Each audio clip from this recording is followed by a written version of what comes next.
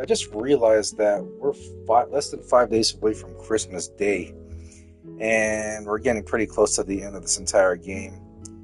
Hi, I'm TJ, and welcome to the 15th, yes, the 15th, not the 16th, but the 15th episode of this spectacular holiday playthrough of Death on the Nile.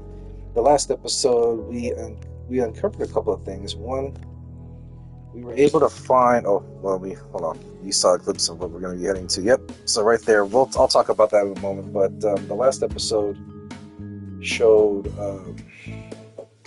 revealed a few things. One was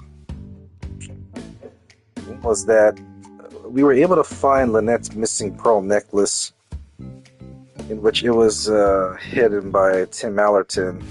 So he had it for his own reasons, basically. That would fetch him some money, so to speak. But shortly after that, we've discovered another murder. One of the stewards, I think it was Tarek, discovered that Louise Bourget, yeah, right there, was found dead. She had her neck slit by a scalpel. So I already have an idea who I'm going to question first. But while this is going on, the entirety of Chapter 8 featured Jane chasing. Where's he at? Chasing. Where's he at? Guido Ricchetti, who's actually Annie's murderer, known as the Spider. Now, Jane apprehended him after a lengthy chase through the village nearby. She eventually catches him in front of the Abu Simbel temples, or not in the front, but in the top, where the statue fell before a few chapters ago. And so now we're in the timeline where, while Jane's doing that, we're investigating everything here from Louise's murder. We still got to solve Linnet's murder as well too, and also find the murder weapon for Linnet. So we'll worry about that later on, or not the murder, but who the suspect is. I don't think it. Obviously, Guido. We're ruling out Guido because he didn't kill Linnet, and I don't think he killed Louise either. So now we're gonna interrogate everybody again. And I don't know if this is gonna be the last episode, because if you recall, a couple of years ago when I did the New Year's playthrough for Murder on the Orient Express, there's an actual prologue chapter that was pretty lengthy, so to speak, I believe. So I think there's a prologue after this. Chapter 9 is I read as the last chapter. There's a prologue as well too. So we'll worry about that later on. Let's investigate everything here. But shoot. Let me look and see what my mind map needs to do. Okay. What's this? Oh yeah.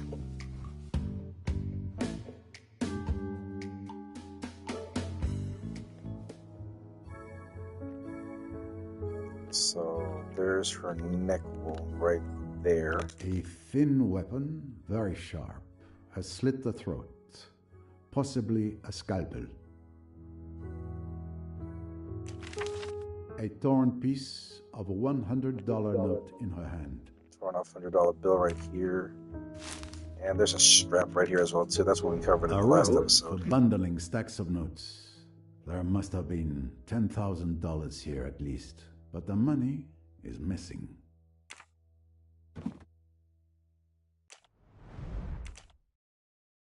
This is where I found Mr. Ricchetti's encrypted telegram,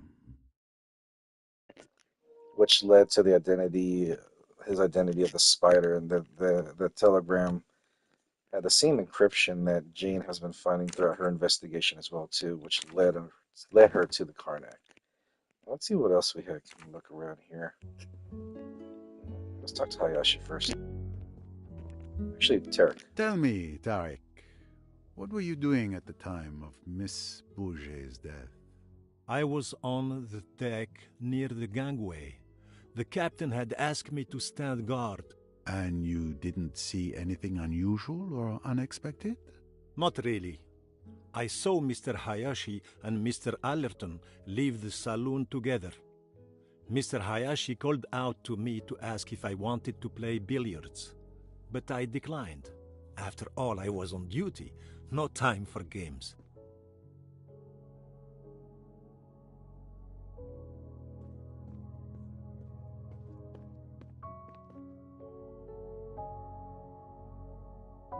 Mr. Hayashi, what can you tell me about Mademoiselle Bourget's death? Let me see. I spent the afternoon playing billiards with Tim. Miss Bourget was reading in a corner of the saloon. When you summoned Tim, I went out with him to find someone else to play. Miss Bourget was perfectly fine when we left her. And then? Outside, I saw the steward, Tarek, on the deck. I asked him if he could play, but he was on duty. I kind of expected that. Then I saw Mr. Riquetti on the bow. I went over and asked him if he was up for a game. We chatted for 10 minutes or so. He finally agreed to play. We went back to the saloon together and that's when we found Miss Bourget dead.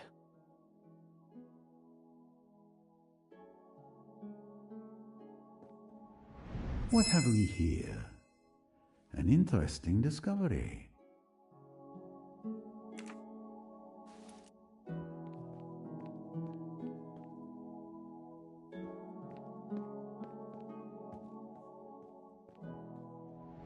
You can never have too many of these.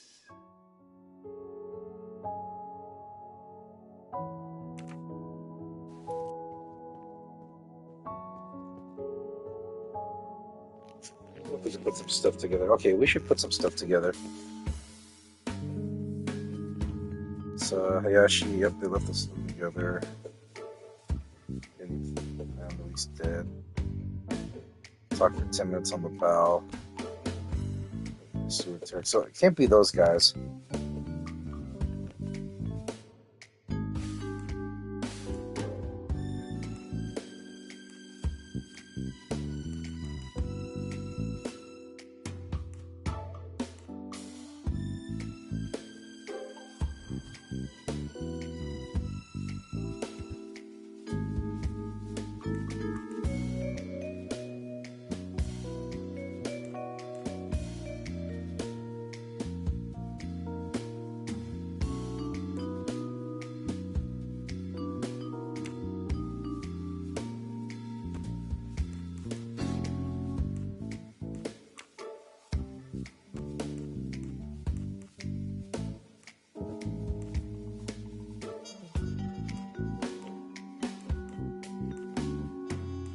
So this,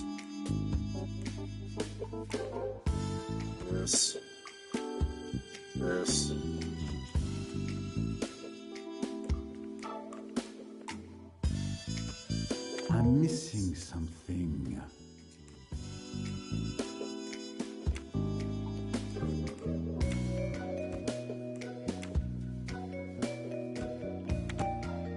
there we go. That's it? Excellent detective work. Naturally.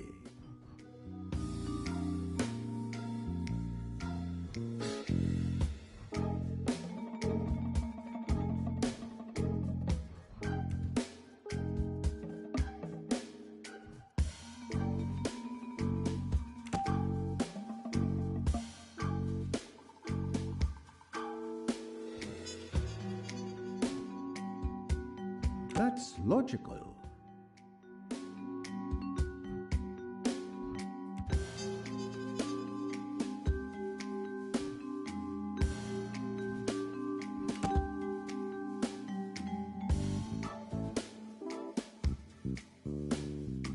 Not really. Just another pothole on the road to success. She stole it? Score 1 for the forces of good.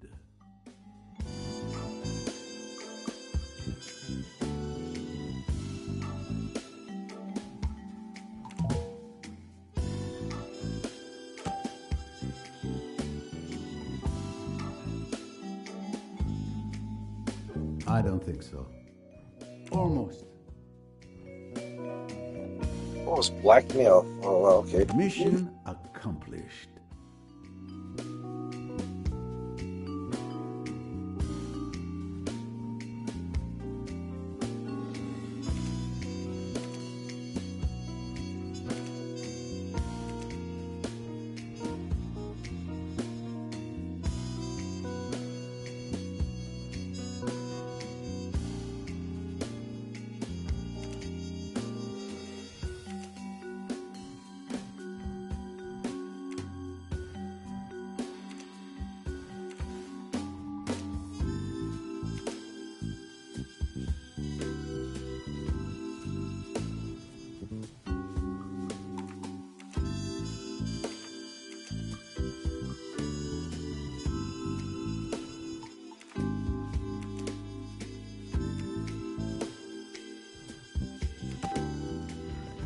There we go.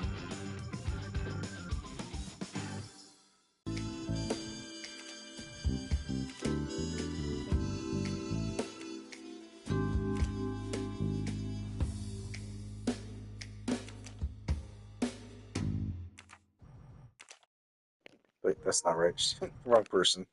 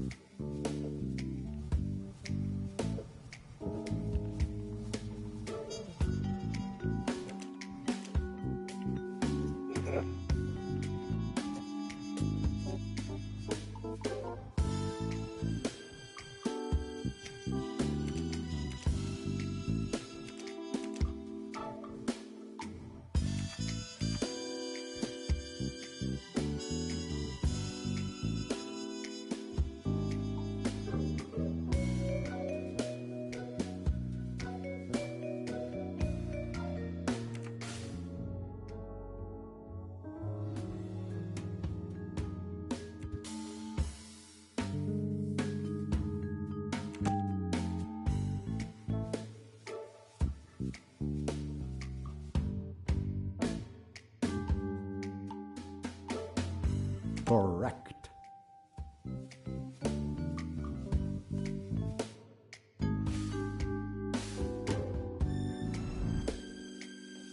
It's a Carl. Right. A doctor's kit would undoubtedly contain a scalpel. Possibly more than one. And in fact, this was confirmed by Miss Royce, who searched his cabin. I'll need to question him. Precisely. Is that applause I hear?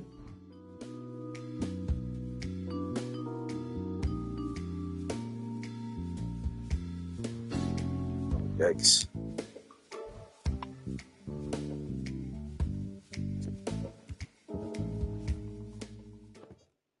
It's at times like this when I miss my good friend Hastings.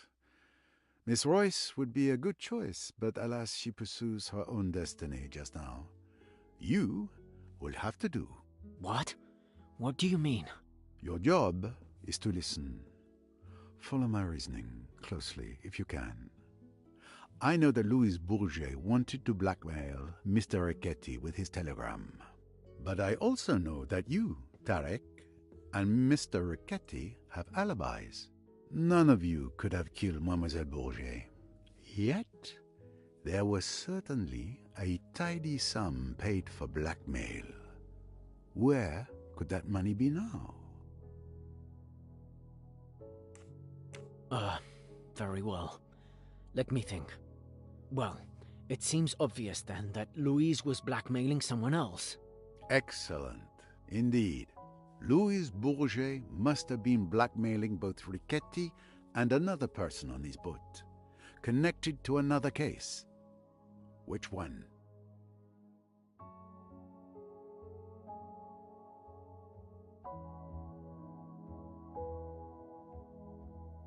The murder of Mrs. Doyle?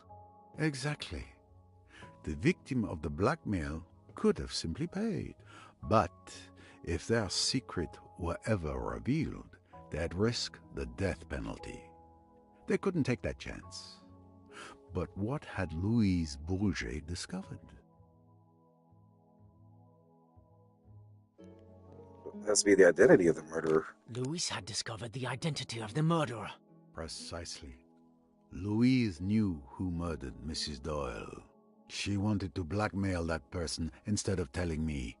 Instead of getting paid by the killer, she paid with her life. But what about Riquetti? I'm afraid Miss Bourget saw the rewards of blackmail, but not the danger. She must have planned to blackmail Riquetti as well. But she was killed before she could. Of course. You're right, Monsieur Poirot. It's brilliant. Yes, I know.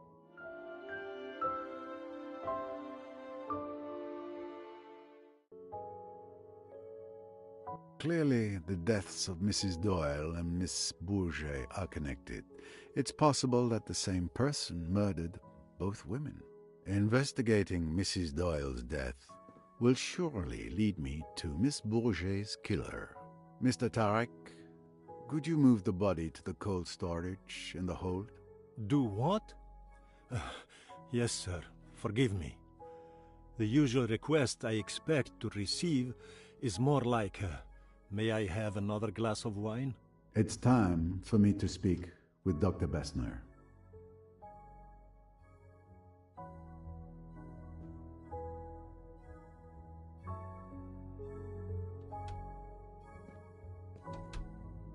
Dr. Bessner, sorry to disturb you. Mr. Doyle, how are you? My leg is in pain, but Bessner has some marvelous little pills in that bag of his that help. His condition has worsened. He has a fever. We really need to get him to the Aswan hospital as soon as possible. Yes, it won't be long now. We're waiting for Miss Royce to return before we leave. In the meantime, could you show me your scalpels, please? I want to see if you might be missing one. Missing one? I assure you I take great care of my instruments. Louise Bourget was found with her throat slashed by a small, thin, sharp weapon. Probably a scalpel. Do you think I, Carl Bessner, who is so well known all over Austria, I, with my clinics, my highly born patients, I have killed a miserable little femme de chambre? Ah, but it is ridiculous, absurd what you say. None of my knives are missing. Not one, I tell you. They're all here, correct in their places. You can see for yourself.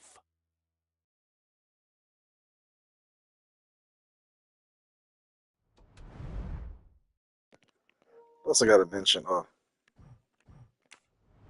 A stethoscope is nothing unusual in a doctor's bag.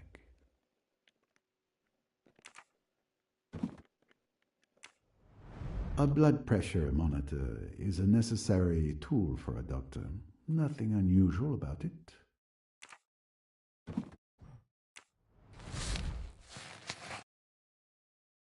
As expected, a scalpel is missing.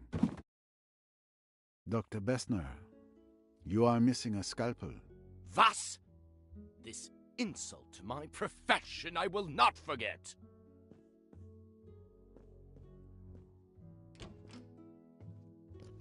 Whew. big You mad. put the old boys back up. Ah, there you are, Monsieur Poirot. It is most important. I have vital information. Mr. Doyle, I know who killed your wife. What? My theories are completely vindicated. The deep, primeval, primordial urges. It may appear impossible, fantastic, but it is the truth.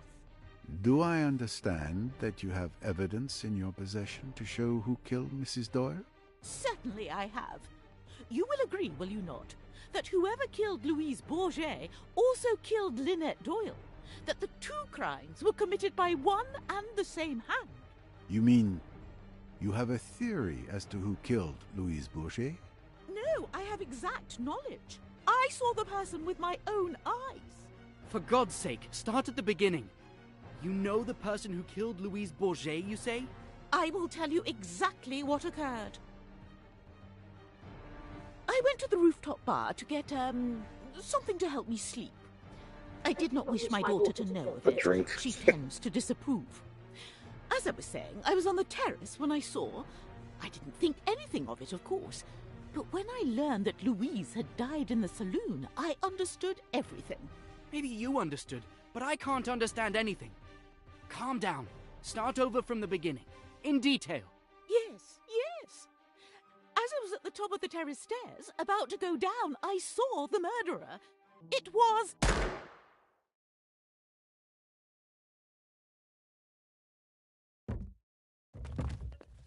Oh, what the hell?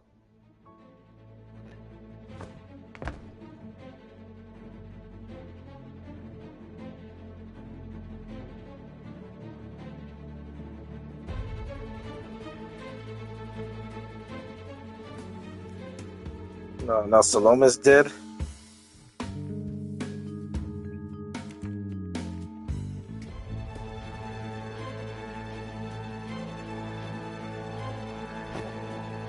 Good heavens, Poirot. What's going on? Did you see anyone run past just now? No. Don't move from here.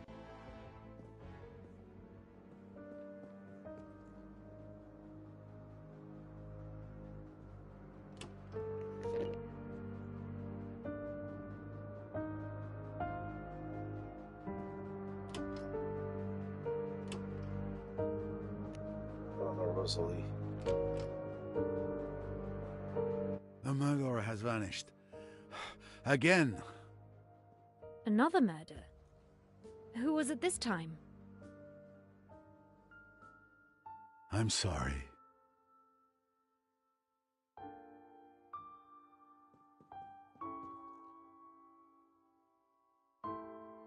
My God. Mother!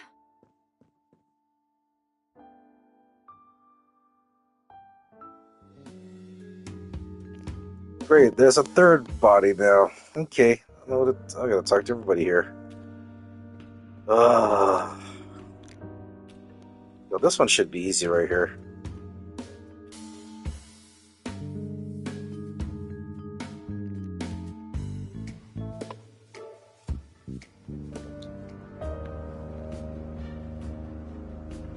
What did you see? Nothing. I was looking at the Nile on the other side of the starboard deck. I heard a gunshot and rushed over. Probably not the smartest move. Did you run into anyone? No, no one. Why I was running towards someone firing a gun, I'll never know. If the instinct overcomes you again, I would resist it. And you, Mrs. Allerton? I was reading in my cabin. I heard the noise and peeped outside.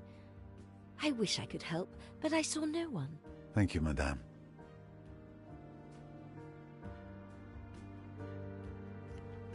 Okay.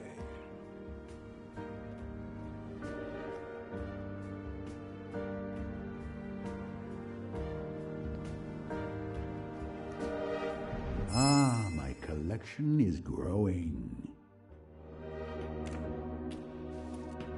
Did you see anything? No. I was in your cabin with Rosalie, as you had requested. We were talking when we heard the gunshot. Rosalie went white as a ghost and rushed outside. I followed her. I heard the shot, shouting, and went out. But I didn't see anyone either. It's horrible. Poor Rosalie. Yes, this cruise feels less upon the Nile and more upon the river Styx. The river Styx.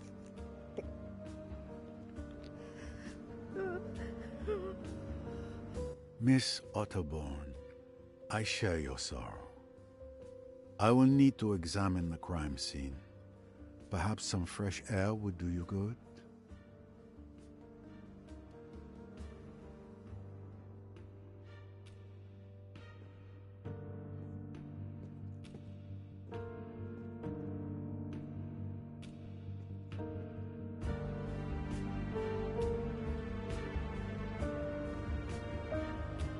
A bullet to the head. Behind the left ear, a large caliber. She died instantly. Another life gone on this cursed boat. What a horror! You were close to the door, and you really didn't see anything? No, not even a shadow. Poirot, I beg you, do something! Another murder. The killer laughs at Poirot. It is a nightmare.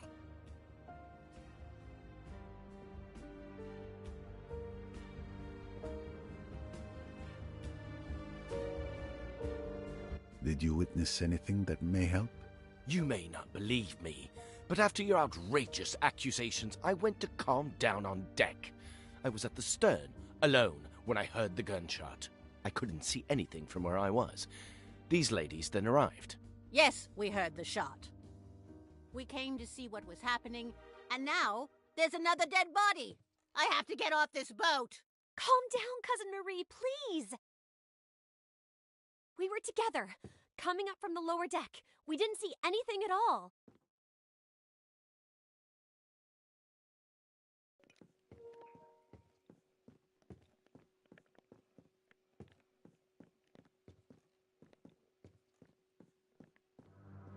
Okay, so I can't leave this area yet.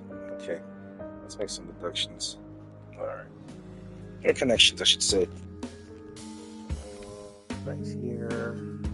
The end of the deck, yep, toward the stern.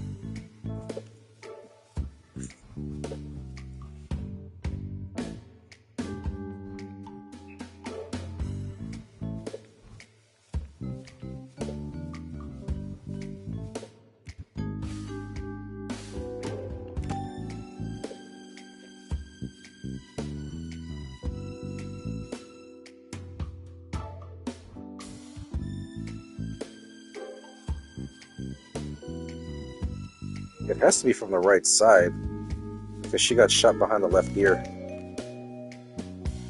Yes, given the bullet impact behind Mrs. Otterbourne's left ear, the killer must have been to her left.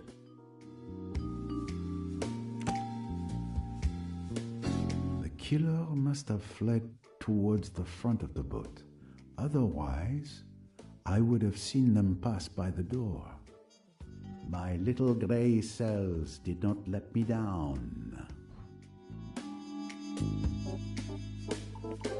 I guess.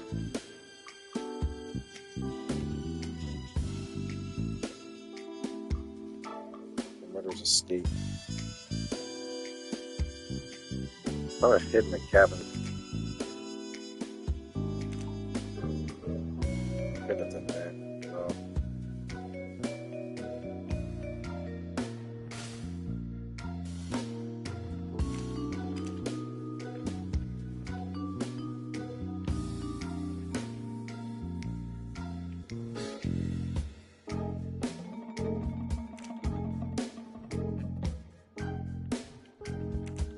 I don't think so.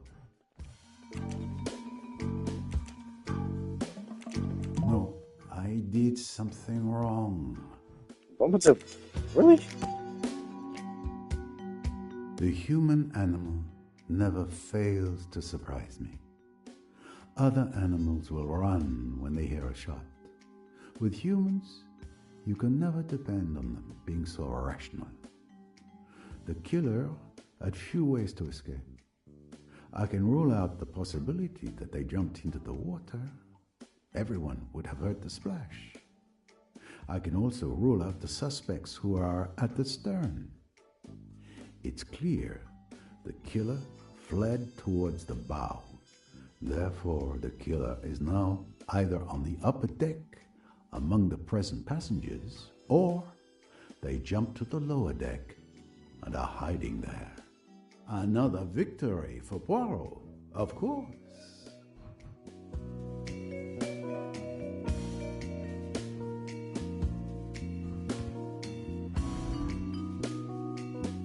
No, this isn't it. Think.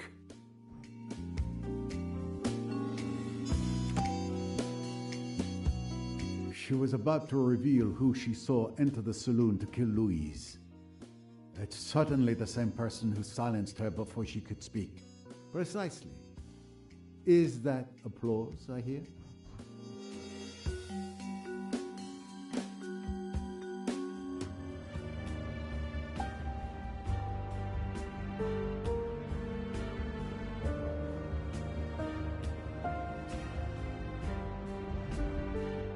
The barrel is still warm. It's definitely the murder weapon. I've seen this pistol somewhere before.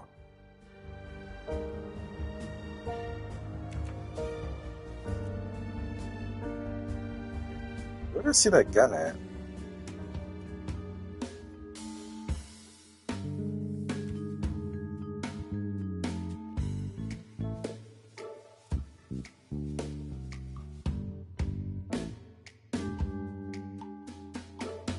Oh shit. There's one of these two. I need to arrange my thoughts in order. Miss Royce told me she saw this pistol in Mr. Pennington's cabin. I'll need to question him once I'm done here. He should still be in the lounge. Excellent detective work. Naturally.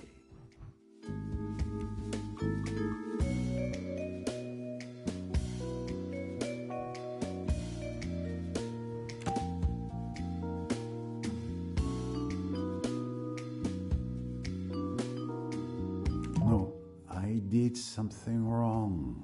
I need proof of that.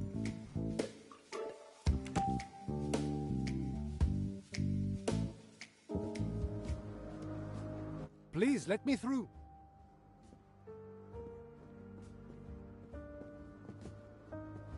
I was informed of what happened. It's terrible. My sincere condolences, miss. Thank you, Captain. This situation is completely beyond me.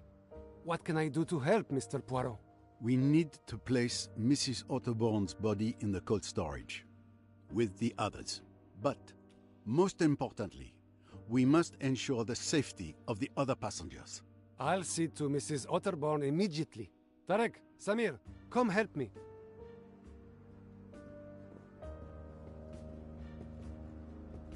Thank you, Captain. Then please stay on the alert. Don't you worry. My crew and I will be vigilant.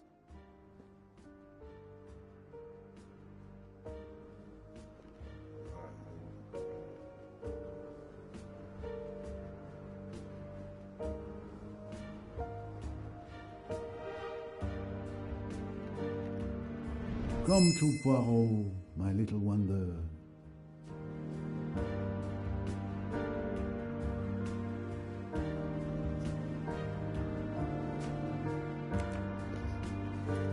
Alright, so I was able to catch up on Avatar Fire and Ash last night. First of all, it was a much better film than The Way of Water. The pacing was much better, the character development was more in depth. And there was a heavier emotional weight that was laid out there the entire movie, which I liked as well too. It doesn't waste any time. There's Oh no. Mr. Pennington. I'll talk to him later on, but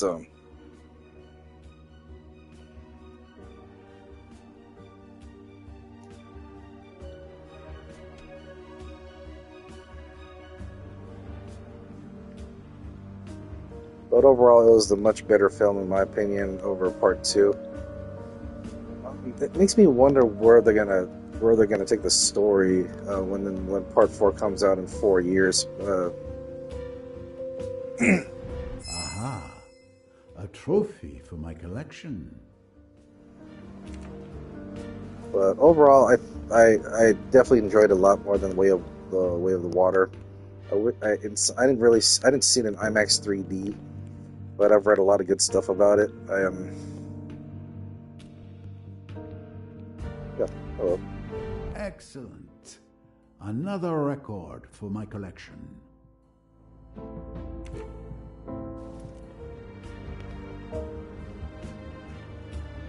Well hidden, but not good enough for Poirot. So definitely watch it for sure. I will say that Jonah Chaplin's character as Varang she was really awesome in that movie. These doors. Oh, I can't. I'll worry about that. Let me talk to everybody first.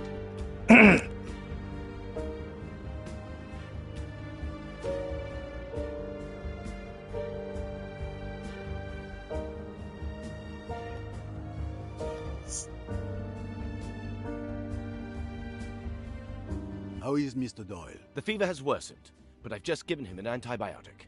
and Miss Bowers is watching over him. There's nothing more we can do for now.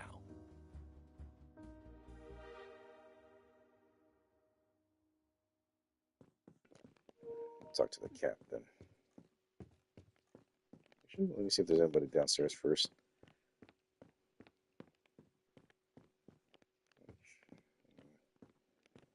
Talk to these folks.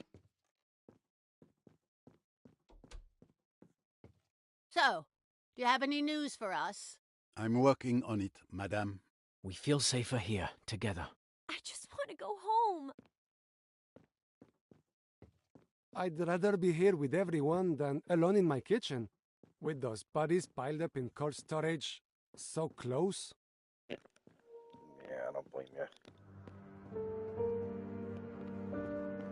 And also, one thing I'm noticing, probably since the second film, is Quaritch's just character development. And so, I'm not going to spoil what goes on in the movie, but I feel like it's slowly becoming a redemption arc for his particular character, especially if he has a spider around in the film too. So we'll see how that develops. But other than that, I loved it. Action scenes are great. The plot may feel a little similar, may look a little similar, but it doesn't feel similar. It feels a little different. What are you thinking? This is not the time to go for a walk. I was trying. So I definitely recommend watching that movie. I was able to the teaser for the Avengers Doomsday was attached to the film, and the rumors were true. Like what was leaked out there involving Steve Rogers Steve, what's his name? Chris Evans will be returning in there for Doomsday next year. Nothing to report, but I'm staying alert.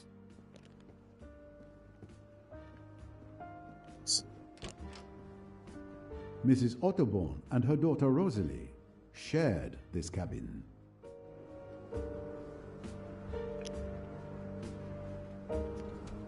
But I got more excited for the trailer for the Odyssey, the second trailer. It showed a lot more scenes, and I believe there's going to be a Cyclops in that movie as well too. You don't see the Cyclops itself with its one eye, but you do see a big figure in the caves. Had I watched it in the IMAX 3D room, everyone got treated with a 6-minute prologue, and I've read a lot of good stuff about that, where it builds up pretty nicely, leading up to the collaborative scenes, leading to the title of the movie. So far, the Odyssey is my #1 movie I want to see next year.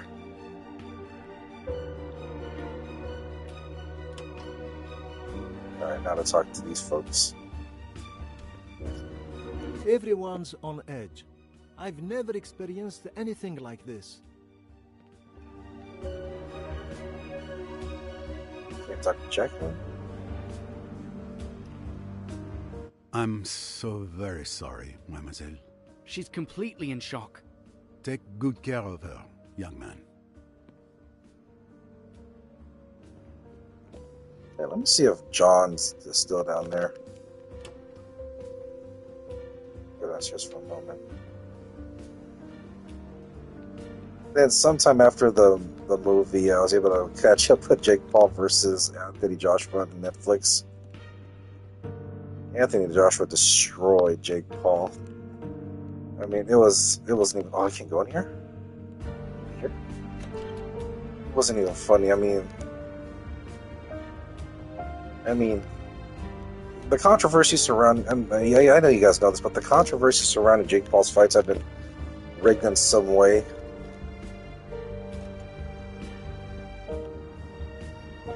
In favor of Jake Paul, and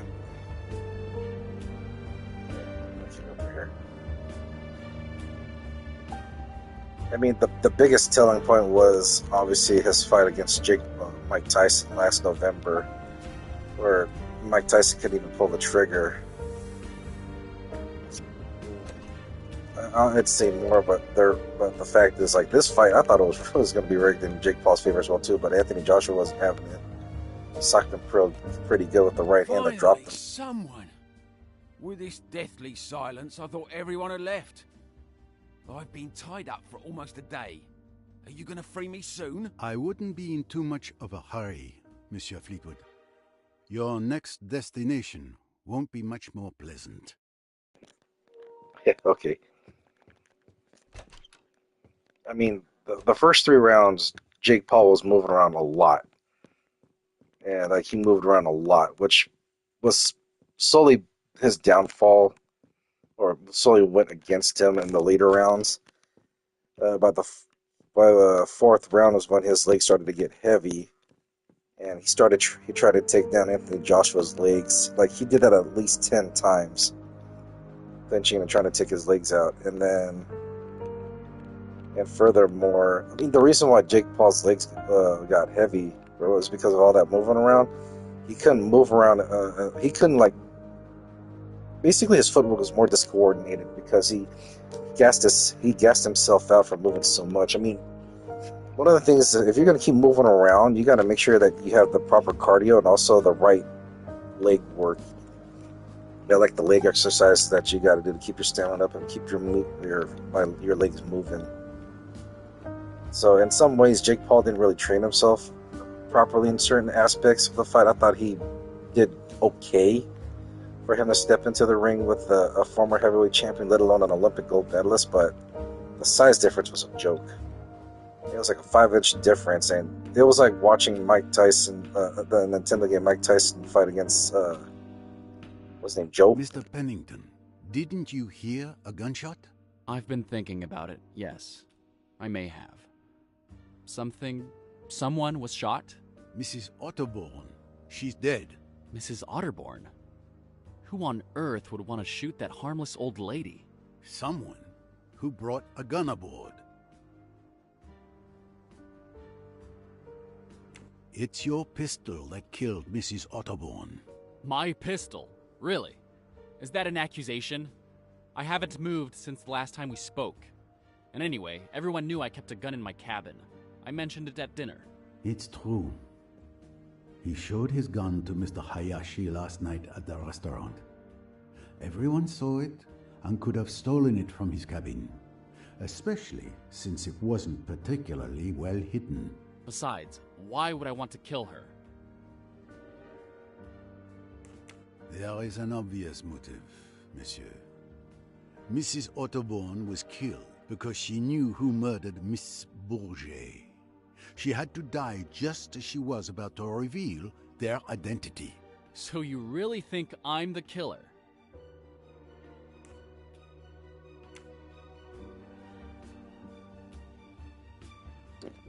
No proof yet, that's the thing. I admit, it would be a pleasure to solve this mystery by accusing you. But I know you're not the murderer.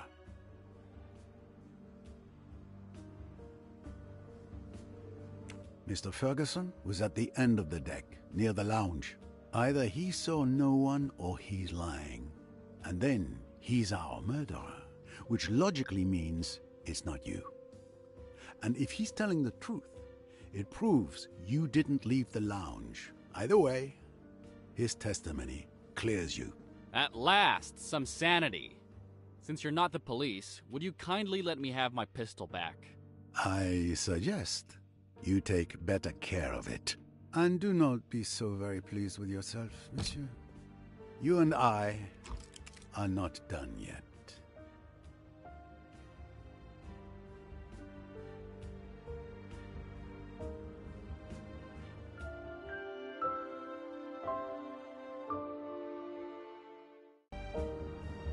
I've exhausted all the possible leads I had regarding Mrs. Otterborn's murder. It's obviously connected to Linnet Doyle. But how? I must return to her death. Solving that will lead me to whomever turned this cruise into a nightmare. Alright, now we're going back to the death of Linnet Doyle. With all these tragedies, I have not had a single moment to reflect calmly. I must revisit details, and I know of a good place to start. Tim Allerton gave me a piece of information that seemed trivial to him, but awakened my little grey cells. But before I could investigate, we were interrupted by the death of Miss Bourget.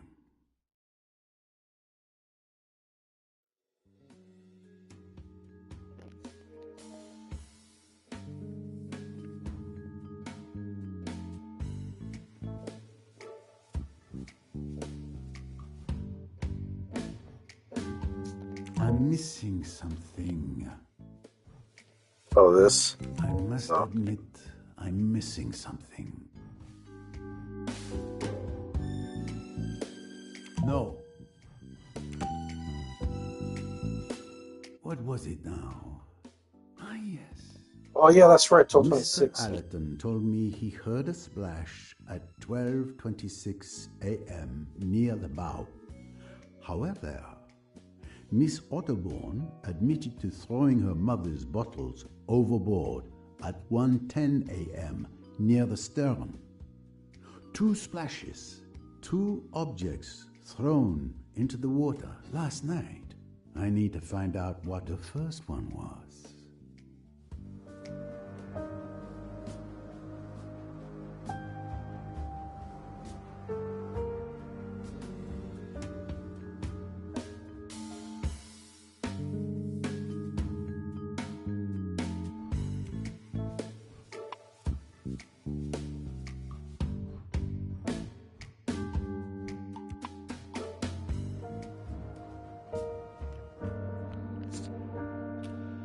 So now we gotta figure out.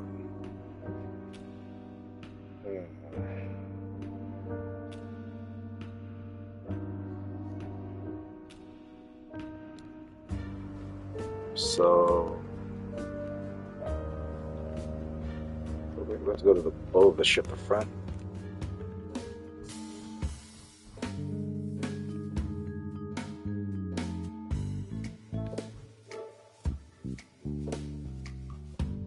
Heard another splash. Okay, that's the front of the ship. Alright, let's go to the bow. Here's the stern, or here's the bow.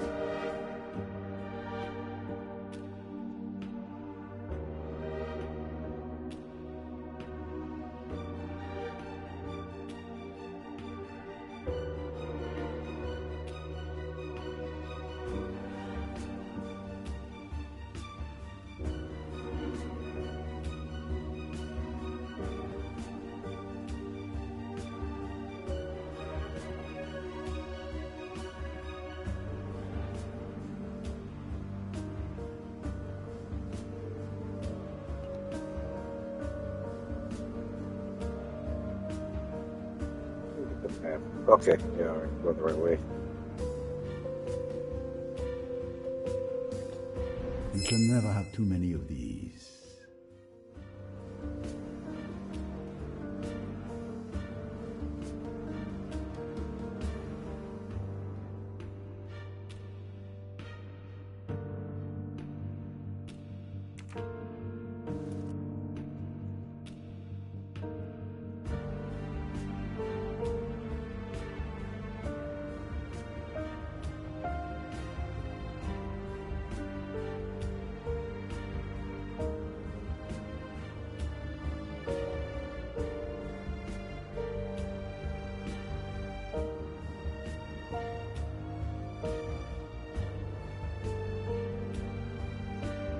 If you thought you could escape me, you were wrong.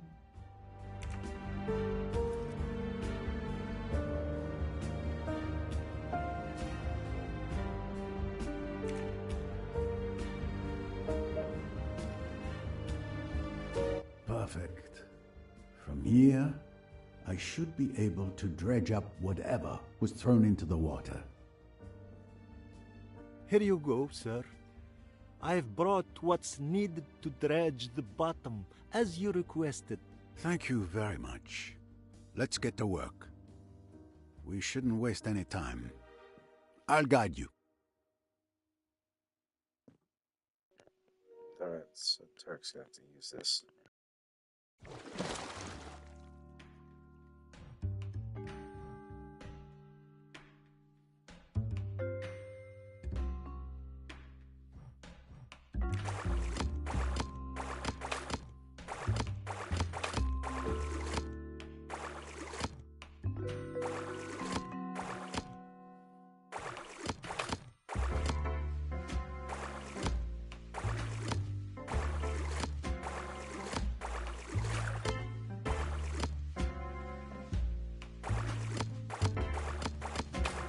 Wonderful. A successful catch indeed. Let's see what treasures you found for us. A can. It must have been down there for years. A worn shoe, falling to pieces. It serves some foot well. A Morse code bracelet. What an odd place to find such a thing. A plastic bottle, thoughtfully tossed overboard by a tourist, no doubt. These colors. I've seen this scarf somewhere before. It has a hole with burn marks on the edges. This handkerchief is quite ordinary, not expensive. It's stained red. Blood? No. After a night at the bottom of the Nile, the color should have faded. But the stain is still bright red, as if it were just made. It looks more like red ink. Ah, there you are. The infamous revolver of Mr. Belfort, and the presumed murder weapon.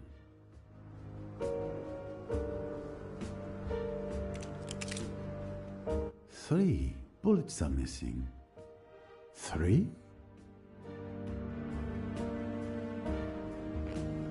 3 bullets. 1 for Jackie, 1 for Simon.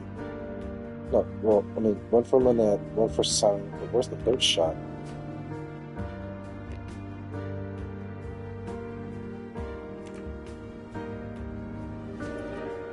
I finally know what was thrown at 12:26 a.m.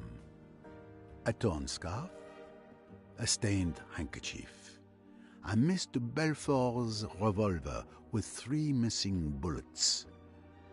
The pieces of the puzzle are coming together. So, do you know who the killer is, Mr. Poirot? Almost, Samir.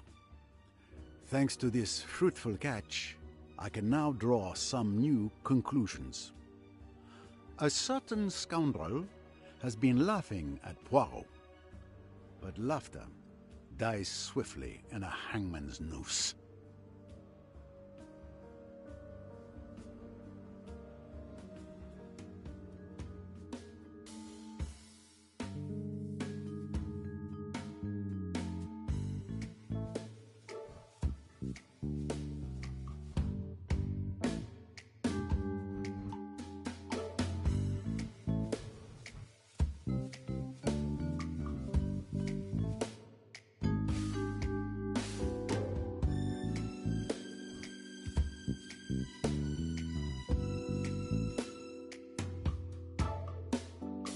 Saw it last night, Simon.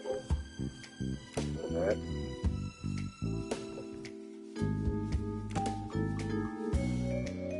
According to witness testimonies and my analysis of the crime scene, there were only 2 shots that night. The one fired by Mr. Belfort, which wounded Simon Doyle, and the one that killed Linnet Doyle. Precisely.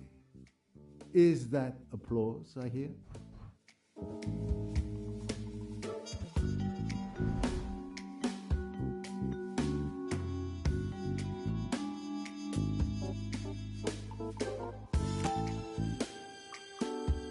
This scarf belongs to Miss Van Schuyler.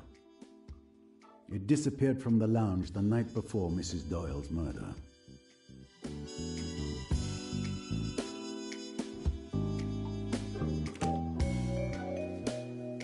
Given the size mask the sound of the shot and the burn marks around it, it is clear someone fired a small caliber bullet at this scarf at close range. Who else could have succeeded?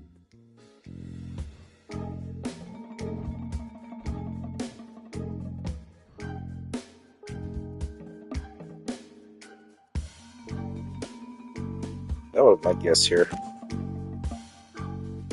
When I inspected Mrs. Doyle's cabin, I remember seeing a nail polish bottle labeled pink, yet the liquid inside was clearly red. The contents of that bottle deserves a closer look. Excellent detective work, naturally.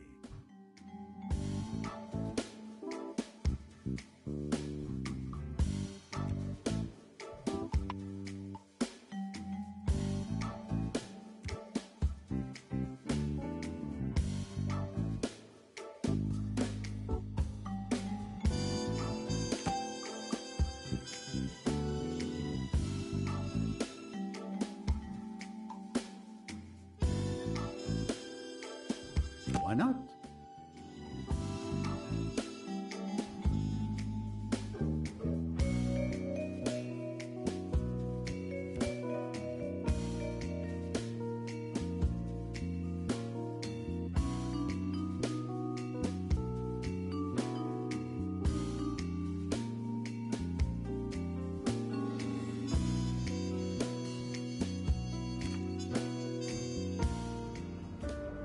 Let's go to the next room.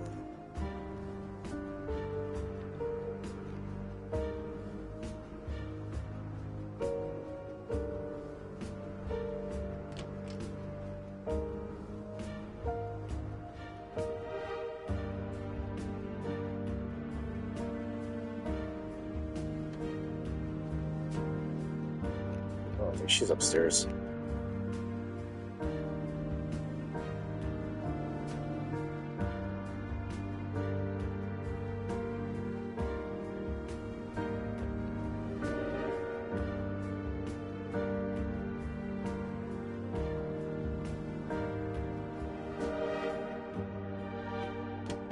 I don't get how you have separate rooms.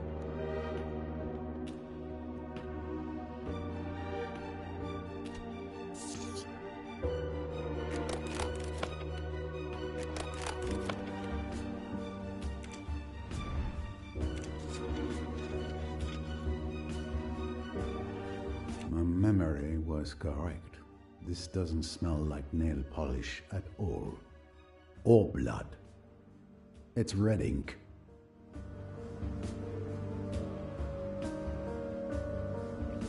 Oh, why?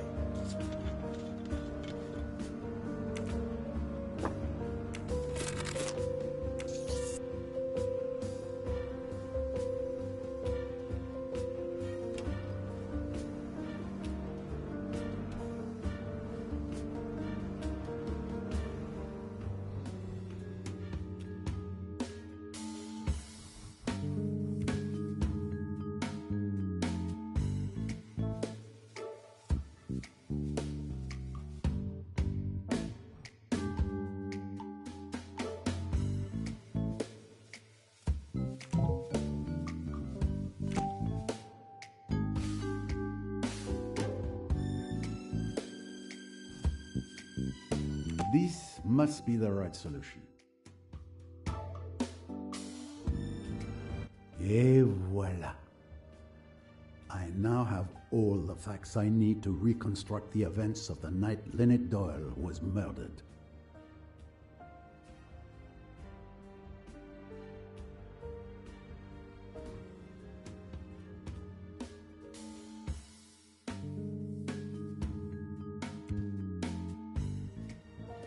And with the help of my little grey cells, I will solve the murder of Mrs. Doyle. Holy shit, there's 15. So this happened.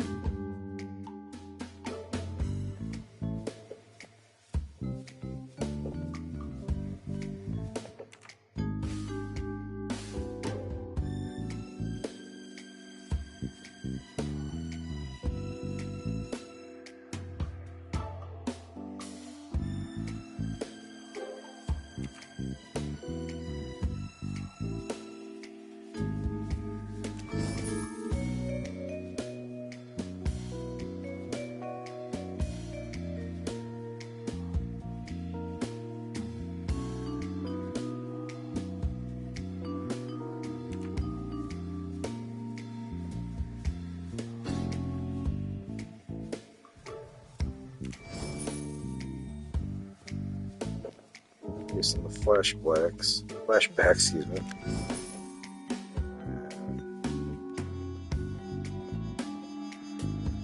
Yeah, Jacqueline was hysterical. No, not this.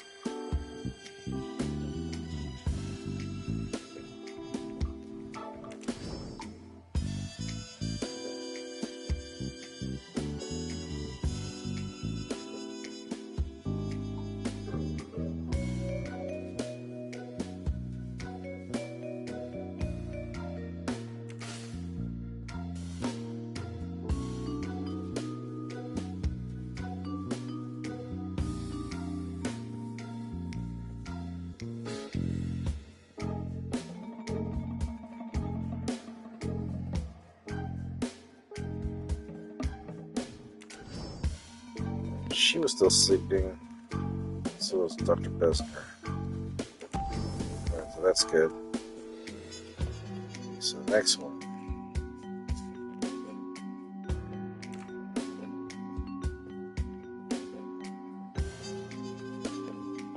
Oh shit, there's more people in this one.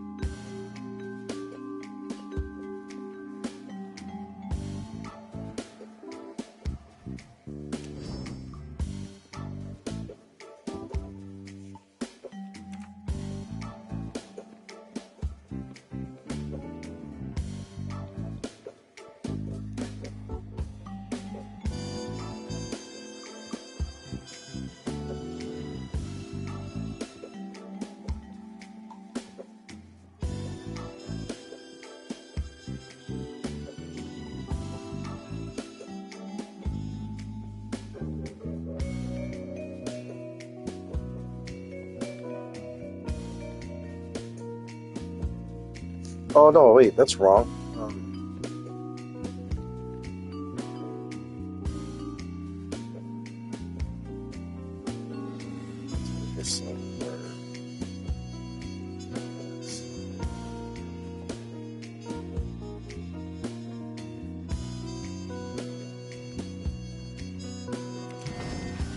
That's wrong.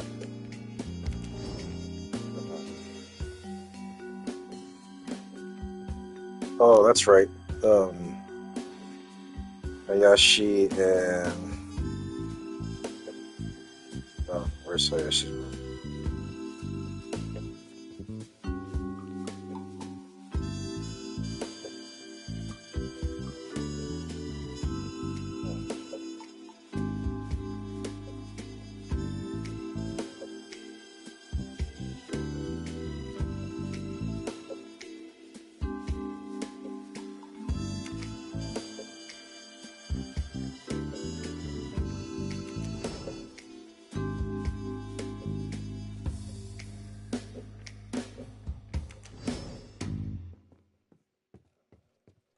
Wait, what did I just put in?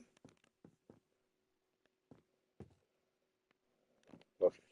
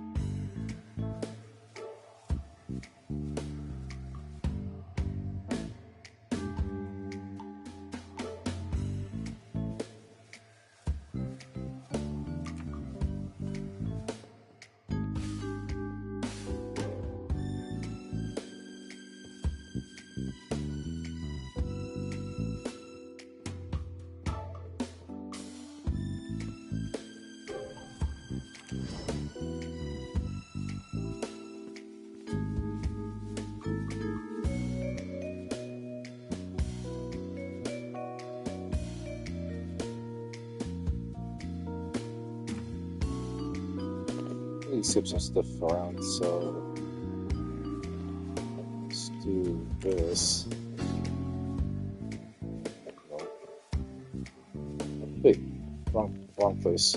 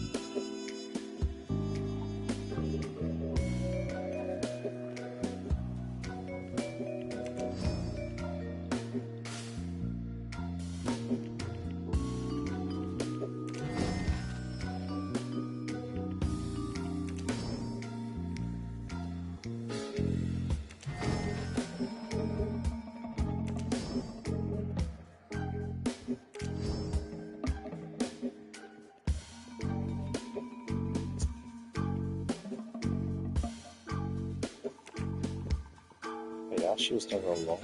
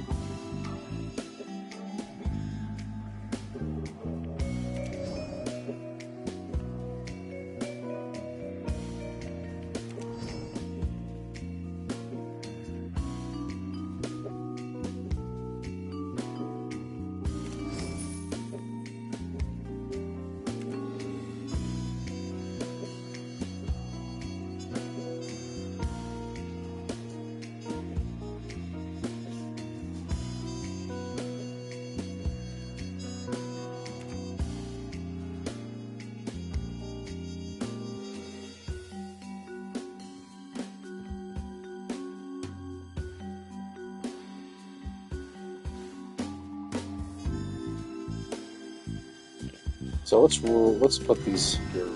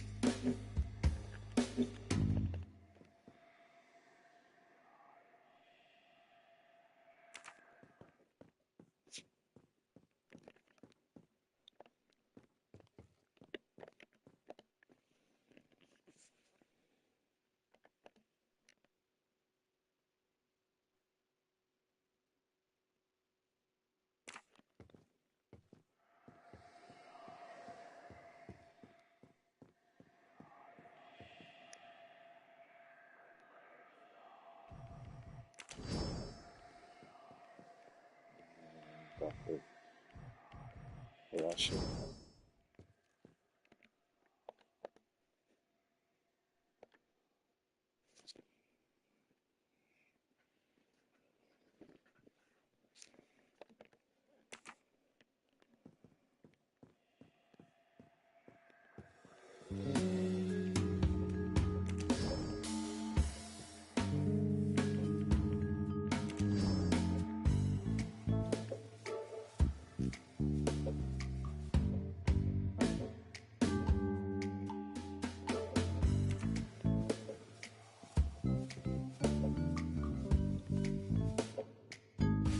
The only person I can think of is Hayashi.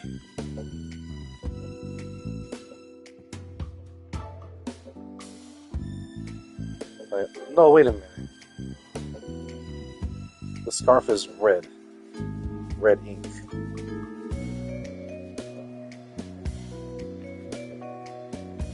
Don't. Oh, no. I think I know what happened.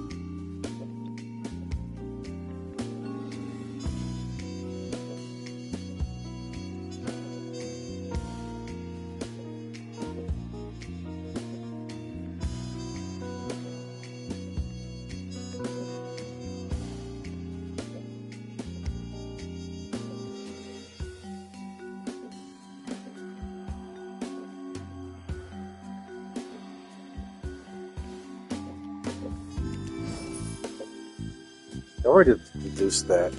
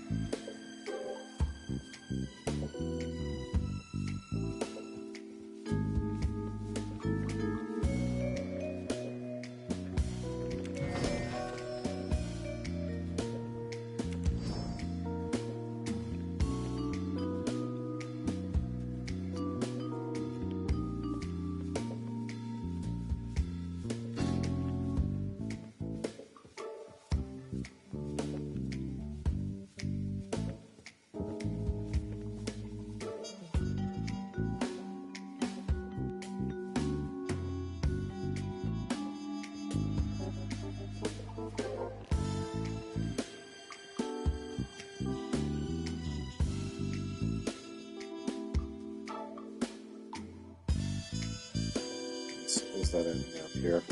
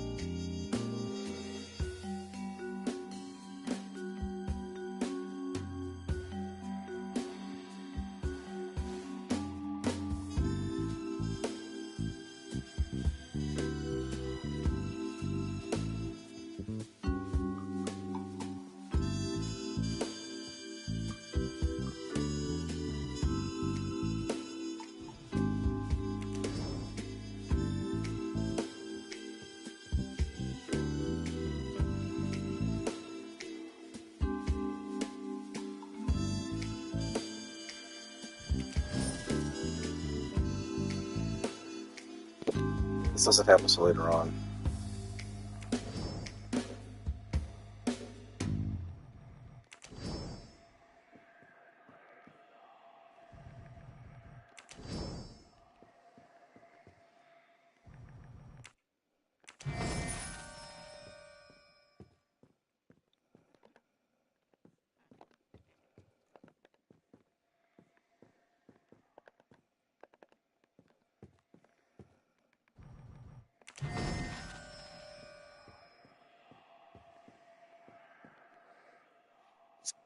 Oh, they're still talking to each other then?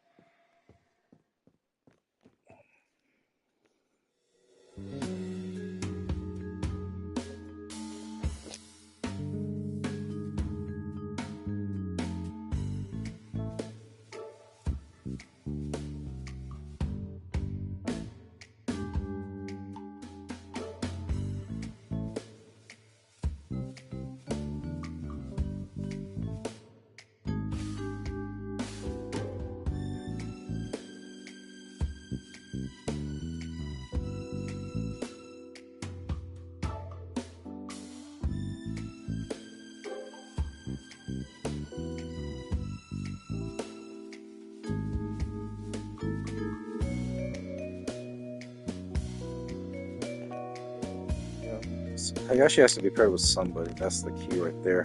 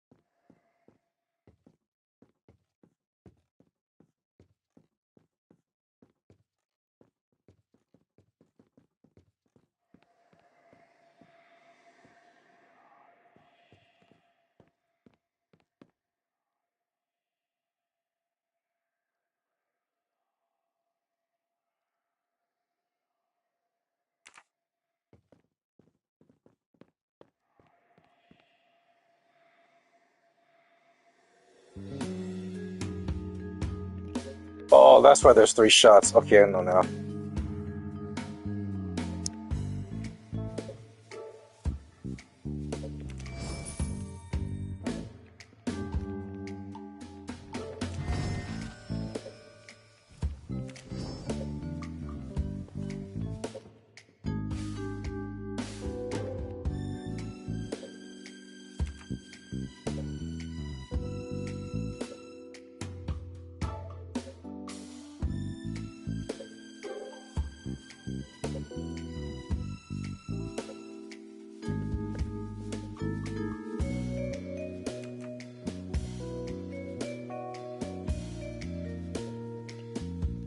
Hold on, so let me switch this real quick. Delete this.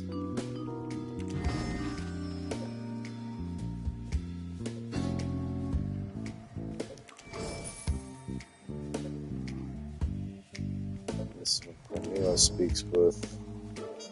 There's Bowers. So that's that. Okay.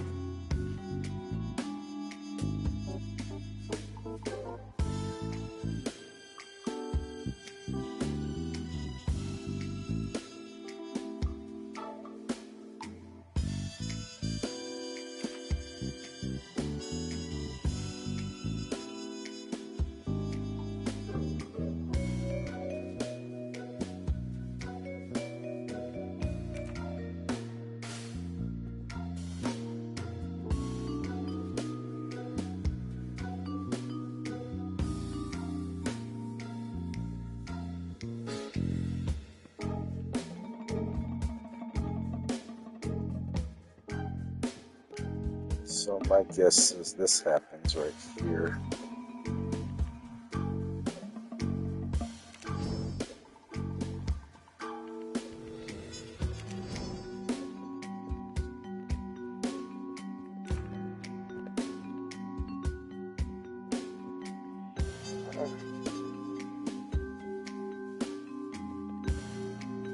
This is so confusing. Hold on.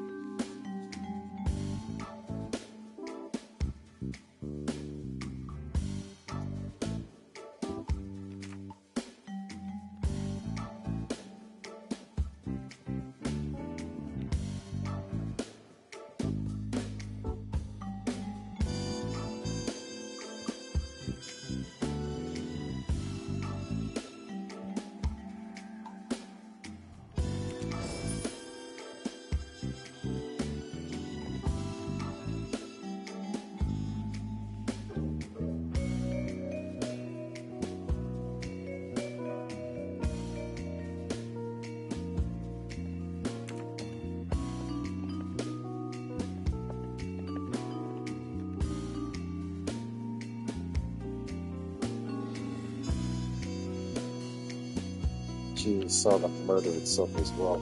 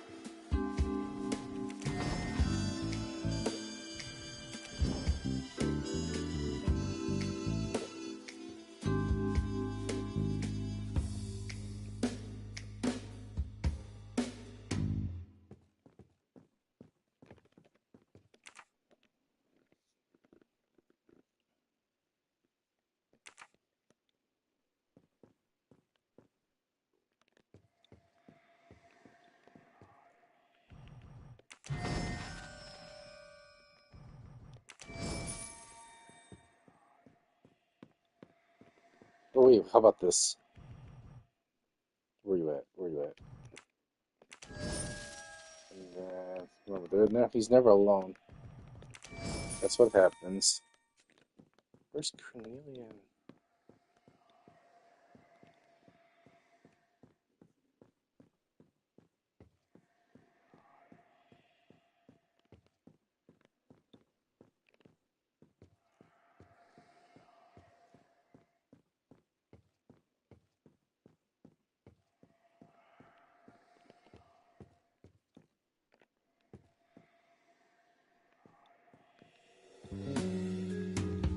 how does Hayashi and Karnak fit into all this? I don't see anything else.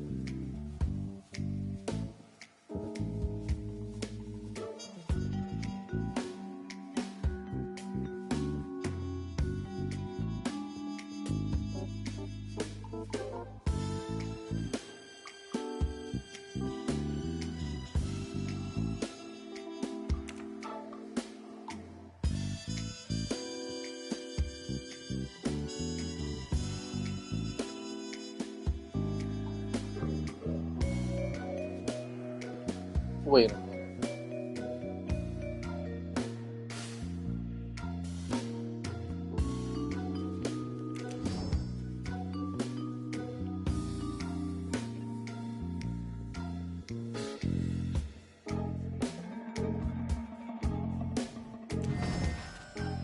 So, I thought it would be this.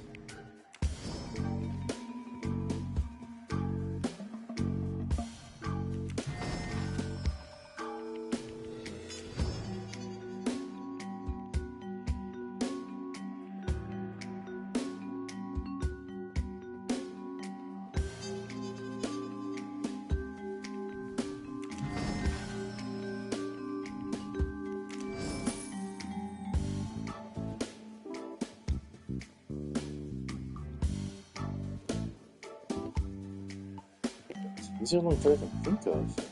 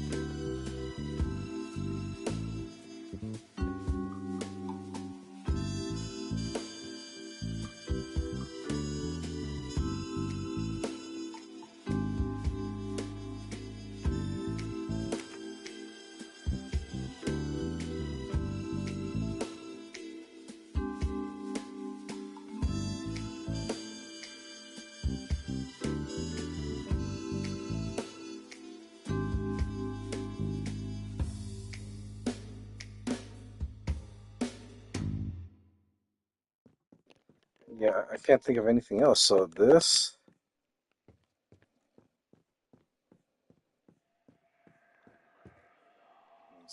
Wait.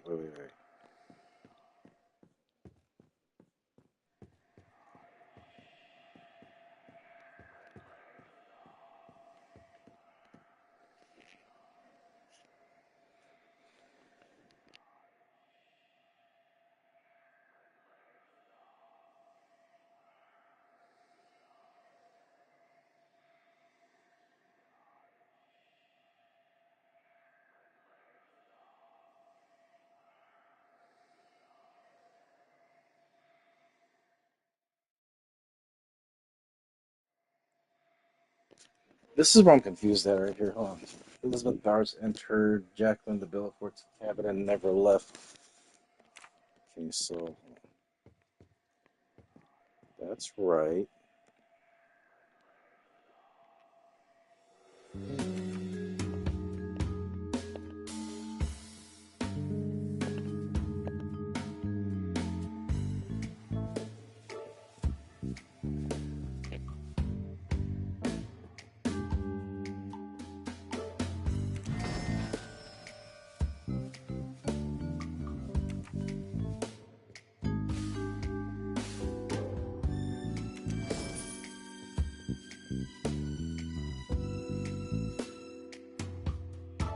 Got that clear. Elizabeth Bowers interject.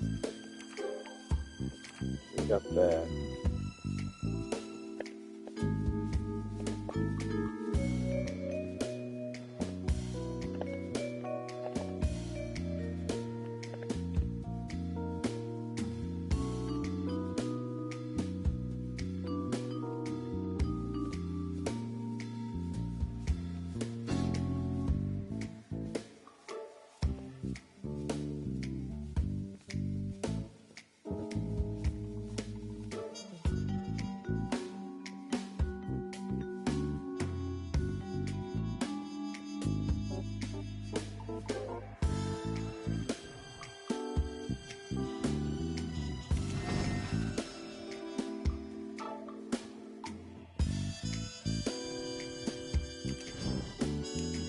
There we go.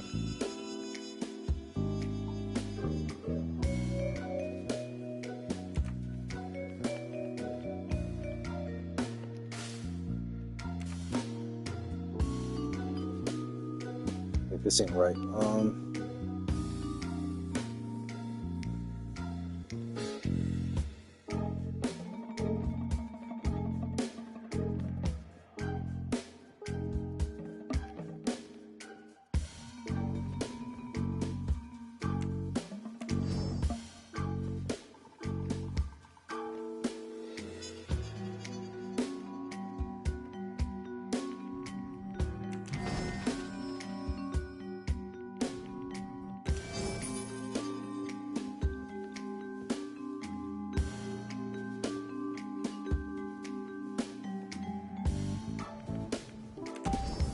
There we go. That's right. Okay, so now this.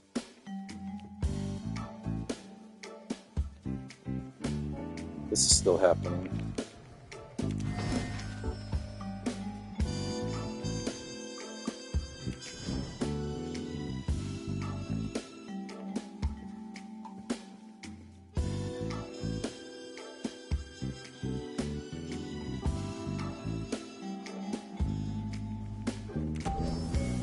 Perfect.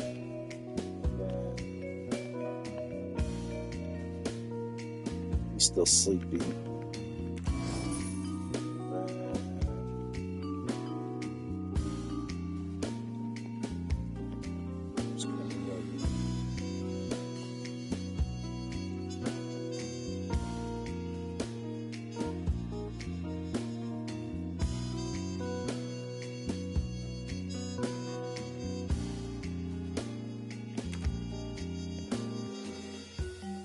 Oh wait, never mind.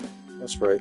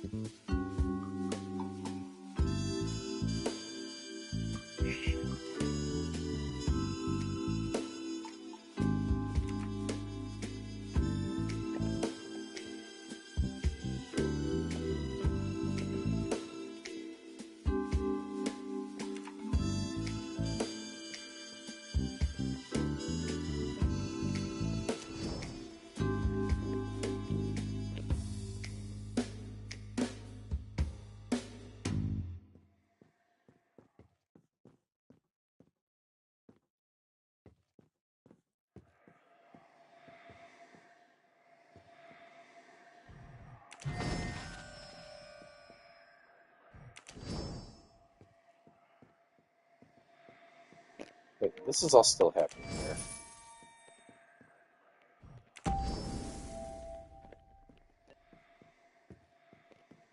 to figure out how to place Cornelia in this.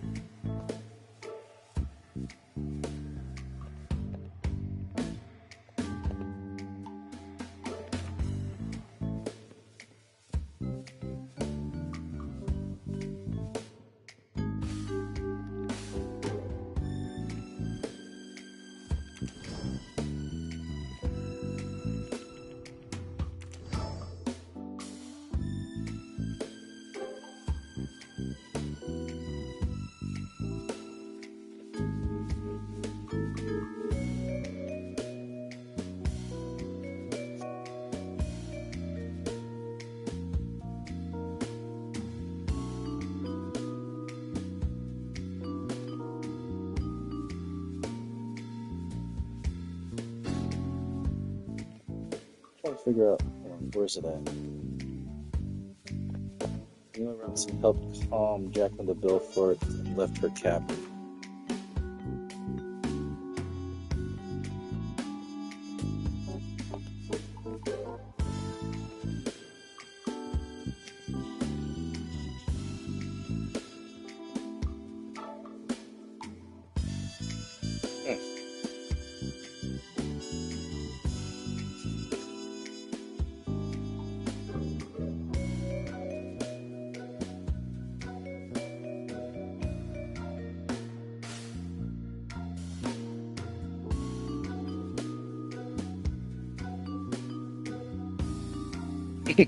Sorry, I didn't mean to turn off the TV.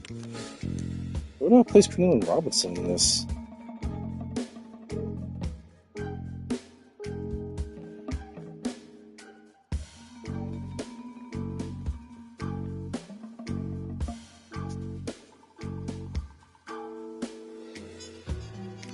In the flashback, she was there.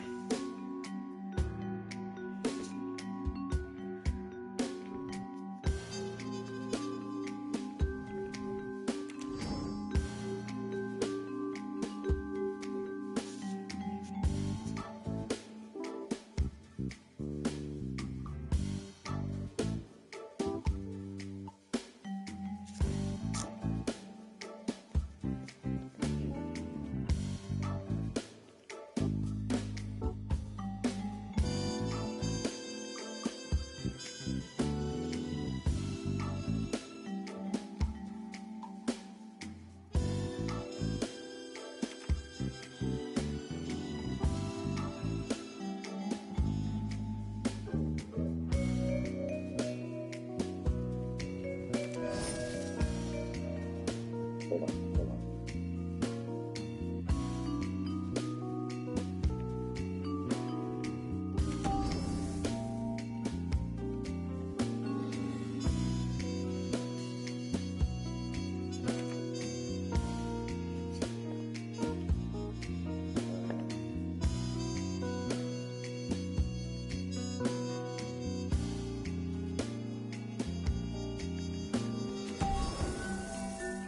There we go.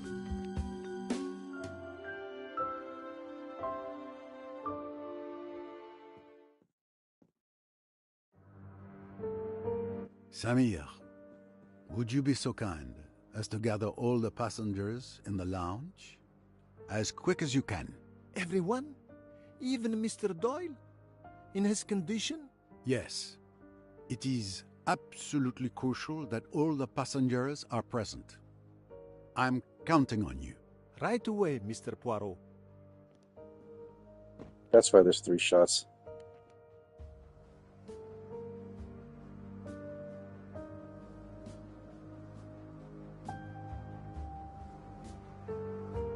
Then I arrested Riquetti at the Temple of Abu Simbel.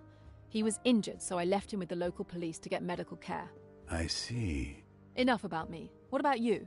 Have you made progress on Louise's murder? Riquetti claims it wasn't him. For once, he's telling the truth. He may be a murderer, but he's not our murderer.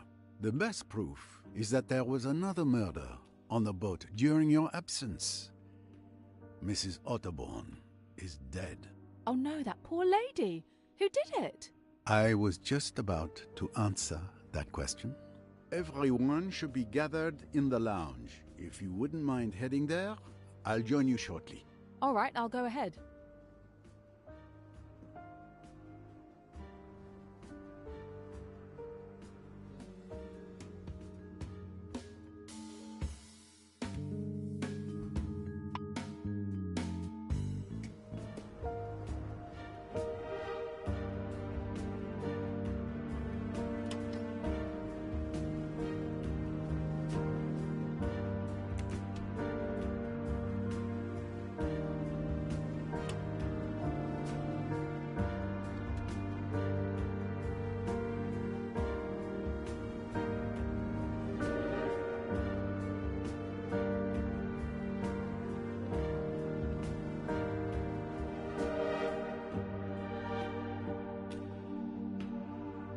Nobody's going through that door, sir. You can trust me. I've gathered all the passengers, as you requested. Perfect. Thank you very much.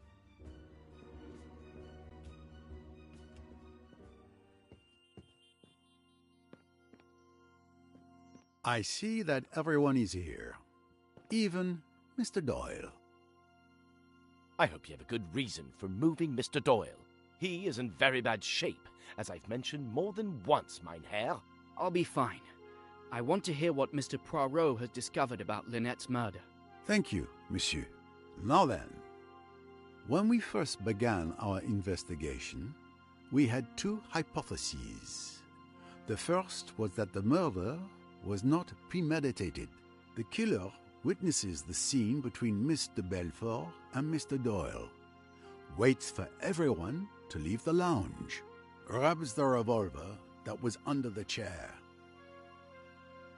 and shoots Linnet Doyle.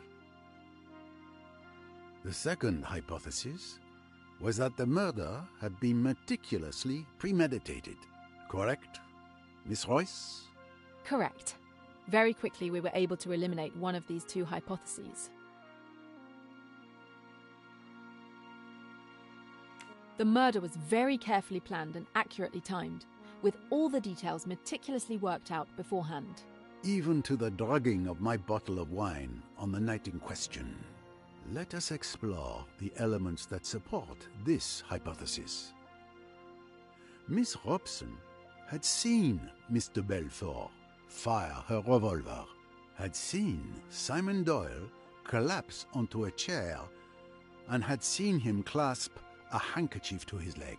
That's exactly what I saw. What had Mr. Hayashi heard and seen?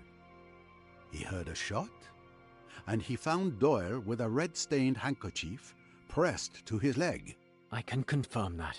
What had happened then? Mr. Doyle had been very insistent that Mr. Belfort should be got away, that she should not be left alone. After that, he suggested that Mr. Hayashi should get hold of the doctor. Accordingly, Miss Robson and Mr. Hayashi go out with Mr. Belfort, and for the next 5 minutes, they are busy on the port side of the deck. Miss Bowers, Dr. Bessner's, and Mr. Belfort's cabins are all on the port side. So someone had 5 minutes alone to go and kill Mrs. Doyle. But who? Simon Doyle. It is foolish, that. Do you think a man with a fractured bone and a splint on his leg could go walking about the boat and killing people? I tell you, it was impossible for Simon Doyle to leave my cabin. But yes, the thing seems impossible, but it's nonetheless true. During my investigation, I managed to retrieve Mr. Belfort's revolver, which had been thrown into the water. It was wrapped in a stained handkerchief. To an untrained eye, this stain could have been mistaken for blood. But Hercule Poirot's eyes are not untrained. The stain was in fact red ink contained in one of Mrs. Doyle's bottles of nail polish. So when Miss Robson and Mr. Hayashi saw Mr. Belfort shoot Mr. Doyle, and he writhed so piteously in pain from his injury, it was all a show.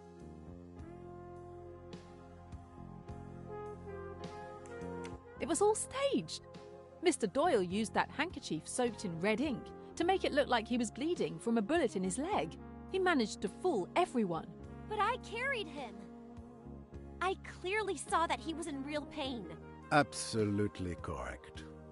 He was indeed injured when you carried him.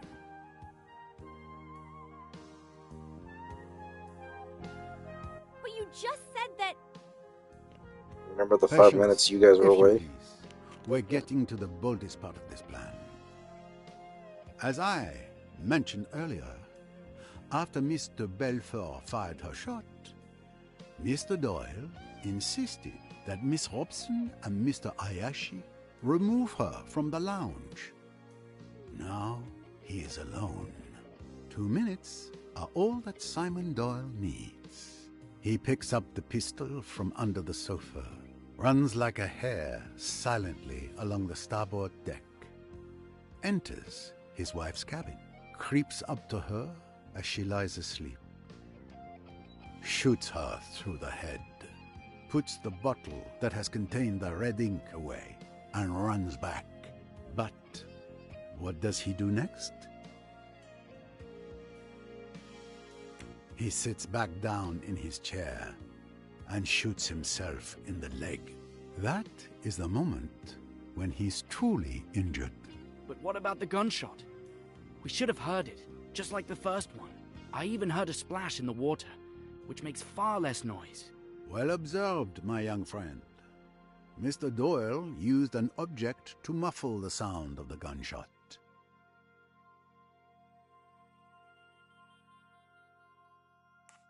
Remember, on the night of the murder, Miss Van Schuler had lost her scarf. In fact, it was Simon Doyle who stole it and hid it under a cushion, setting the stage for his crime. Scoundrel! How dare you involve me in your nasty schemes? We fished the scarf, the handkerchief, and Mr. Belfort's revolver from the Nile. As you can see, the scarf has a hole ringed with powder burns, caused by a bullet fired at close range. You, Dr. Bessner, examined Linnet Doyle's body. You will remember that the wound showed signs of scorching. That is to say that the pistol had been placed close against the head before being fired. So, that is exact. Now, thanks to this scarf, we know that the gunshot was muffled. This also wasn't the shot that killed Linnet Doyle, because as we also now know that the burn marks on her skin means the gun's barrel was placed very close to her skin, with nothing in between. It also could not have been the shot Mr. Belfort fired at Simon Doyle, as no one mentioned anything about it sounding muffled. Given these facts, the conclusion is quite clear. A third shot was fired that night. The third missing bullet from the revolver. You make it sound so simple and logical. Because it is, Monsieur Ferguson. Miss Van Schuler's scarf was used to muffle the sound of the gunshot when Mr. Doyle shot himself in the leg. But that's not the end of the revolver's journey. Mr. Doyle wrapped the revolver in the stained handkerchief, then put everything in the scarf and tossed the bundle out the window into the Nile. And that's the splash I heard. Exactly, Mr. Allerton. It required very precise timing, but Monsieur Doyle acted coldly and swiftly, just as he did when he murdered his wife.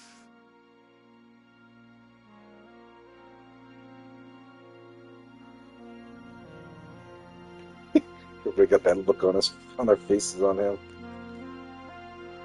You certainly live up to your reputation, Mr. Poirot. Your theories are quite spectacular, but something is bothering me. If I am the villainous murderer who killed his wife, how do you explain the murders of Louise and Mrs. Otterbourne? What fantasies have you cooked up to explain how I could have managed those? And why? According to your theory, I was well and truly injured and bedridden in the care of Dr. Bessner all day. In fact, you're my alibi. I was even in the same room as you when poor Mrs. Otterbourne was killed. You're absolutely right, Mr. Doyle. I hope hope you guys see. you didn't think I was done. Let us move on to the murders of those unfortunate women.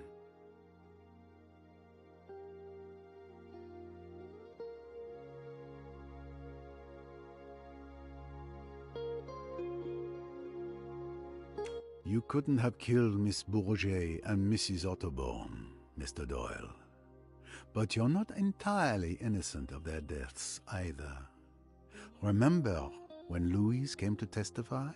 When I asked her if she had seen anything the previous night, she gave this curious answer. Naturally, if I had been unable to sleep, if I had mounted the stairs, then perhaps I might have seen this assassin, this monster, enter or leave Madame's cabin. Now, what exactly did that tell us? Miss Bourget lied when she said she saw nothing. She had indeed seen the murderer, Mr. Doyle, enter Linnet's cabin. But instead of coming to me, she preferred to profit from her knowledge. She tried to blackmail Mr. Doyle. She sent her carefully worded message, and he responded, "You'll be quite all right. I'll look after you." Secret codes now? Really? Ridiculous. And you're still not answering my question. How could I have killed Louise in the saloon when I could barely walk? It's very simple. If you didn't kill Louise Bourget, then you must have had an accomplice.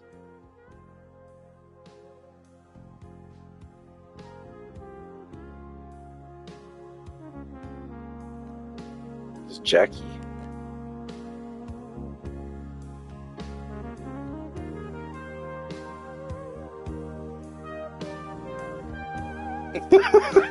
An accomplice? Are you accusing me?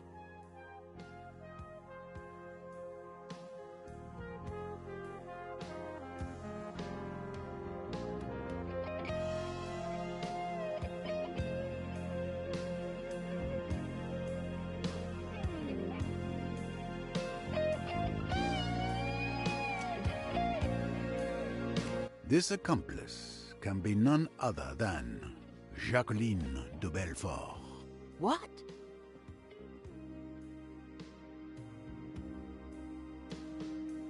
I beg your pardon? You're insane! As I say, it was a very cleverly planned and well thought out piece of work. It could not be chance that Simon Doyle had a bottle of red ink in his pocket. No, it must be design. It was not chance that he had a plain, unmarked handkerchief with him.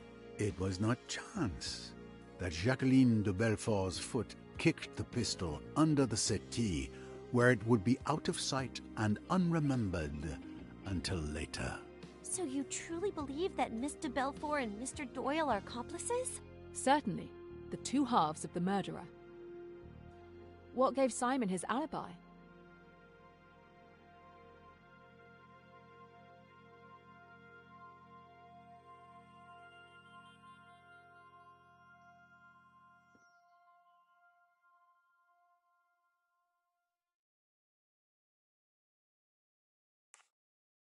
It's the bullet that Miss de Belfort fired into Mr. Doyle's leg that provided him with an alibi.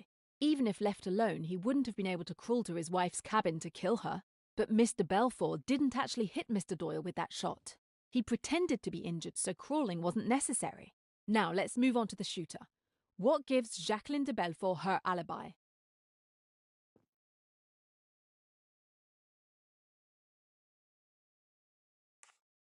Mr. Doyle was insistent that Mr. Belfour was never to be left alone from the moment of the gunshot until this morning.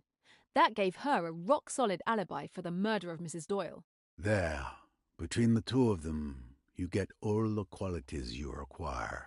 The cool, resourceful planning brain, Jacqueline de Belfort's brain, and the man of action to carry it out with incredible swiftness and timing.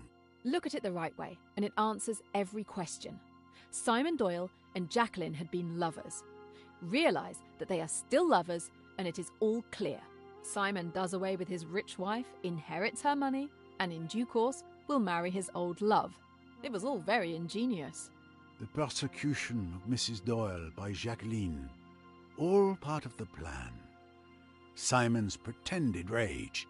Then one night, on this boat, I thought I heard Simon and Linnet outside my cabin. He was saying, "We've got to go through with it now." It was Doyle, all right, but it was to Jacqueline he was speaking. The final drama was perfectly planned and timed. There was a sleeping draught for me, in case I might put a convenient finger in the pie.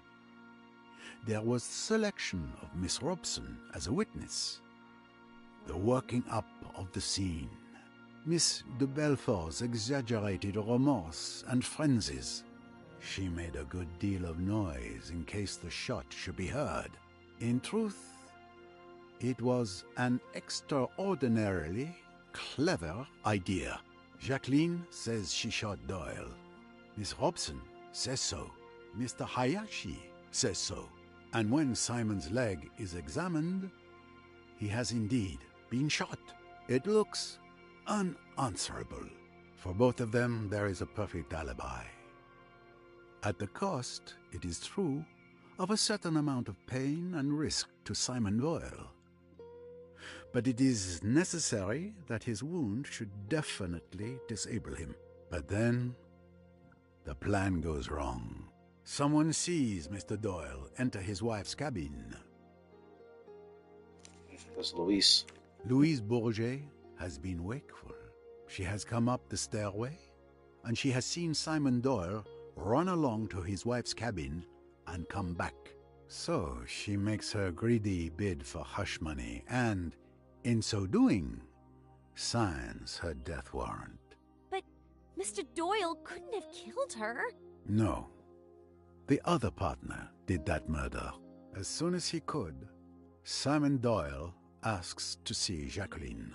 He even asks me to leave them alone together. He tells her of the new danger. They must act at once.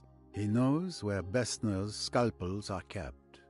And still, all is not well. For Mrs. Otterbourne has seen Jacqueline go to the saloon, and she comes hot-foot to tell Simon about it. Jacqueline is the murderess. Do you remember how Simon shouted at the poor woman?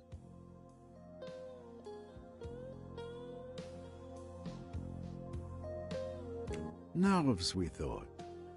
But the door was open, and he was trying to convey the danger to his accomplice. She heard, and she acted like lightning. She remembered Pennington had talked about a revolver. She got hold of it, crept up outside the door, listened, and at the critical moment, fired. She boasted once that she was a good shot, and her boast was not an idle one. I remarked, after that third crime, that there were 3 ways the murderer could have gone.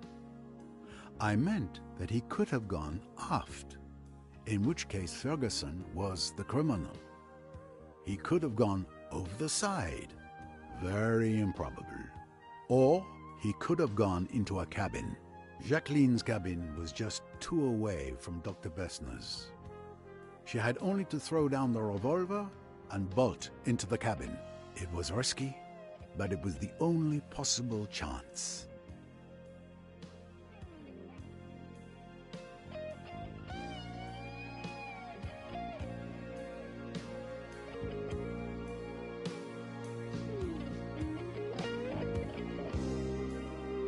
So you killed my mother, you filthy witch! Rosalie, no. I understand, but attacking her isn't the answer.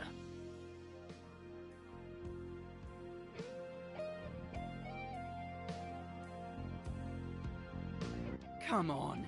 How can you listen to the ramblings of this old fool? His entire grand theory is based on the fancies he's made up out of whole cloth, without a shred of evidence. You might hope it is so, young man. You insist more proof is needed? You hope Poirot is a doddering old fool? Then by all means, let's allow someone else to dodder some. Miss Royce, if you would.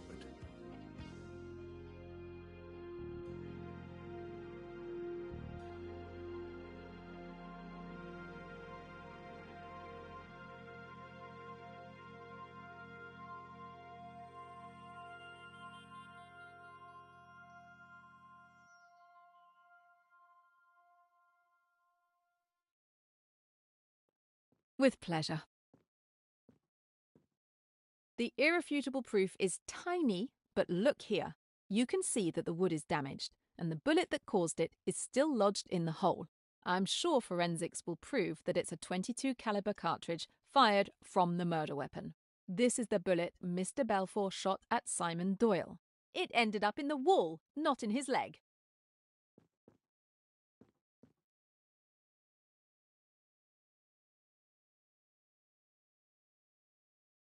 Damn you. Damn you both. Our plan was perfect. It took 2 meddling detectives to work it out. Jackie and I were going to be rich and happy. We deserved it. And we derived the penalty for our failure. Simon, darling, let me speak. You were too clever for us, Mr. Poirot. That night, at Aswan, you told me not to open my heart to evil. Did you realize then what was in my mind? I only knew that what I said was true. It was true I could have stopped then, you know. I nearly did. I could have told Simon that I wouldn't go on with it. But then perhaps... Would you like to hear about it? From the beginning? If you care to tell me, mademoiselle. It was all very simple, really. You see, Simon and I loved each other. And for you, love would have been enough. But not for him. You might put it that way, perhaps. Simon always wanted money so dreadfully, and all the same, he never tried to marry anybody rich and horrid. He wasn't that sort. And then we met. Our love was obvious from the first glance. We were broke, but we wanted to get married. There we were, up against it. And then I thought of Linnet. It might make all the difference to me and Simon if she'd give him a job. It was about then that you saw us that night at Chez ma tante. You know, Mr. Poirot, I loved Linnet, really I did. She was my best friend, and I never dreamed that anything would ever come between us. But she went all out to get Simon away from me. I don't think she even hesitated for more than about a minute. I was her friend, but she didn't care. She just went bald-headed for Simon. That's why I'm not really sorry about her, even now. And Simon didn't care a damn about her. But he did like the thought of her money. Of course I saw that. And at last I suggested to him that it might be a good thing if he got rid of me and married Linnet. But he scouted the idea. He said, money or no money, it would be hell to be married to her. He said his idea of having money was to have it himself. He talked about it a good deal one way and another, about how convenient it would be if Linnet died. I said it was an awful idea, and then he shut up about it. After a bit I saw that he'd made up his mind, and I was terrified. Simply terrified. Because you see, I realized that he'd never pull it off. He'd have no kind of subtlety about it. And he's got no imagination. So I had to come into it too, to look after him. I thought and I thought, trying to work out a plan. It seemed to me that the basis of the idea ought to be a kind of two-handed alibi. You know, Simon and I could somehow or other give evidence against each other, but actually that evidence would clear us of everything. It would be easy enough for me to pretend to hate Simon. It was quite a likely thing to happen under the circumstances. Then, if Linnet was killed, I should probably be suspected. So it would be better if I was suspected right away. We worked out details little by little.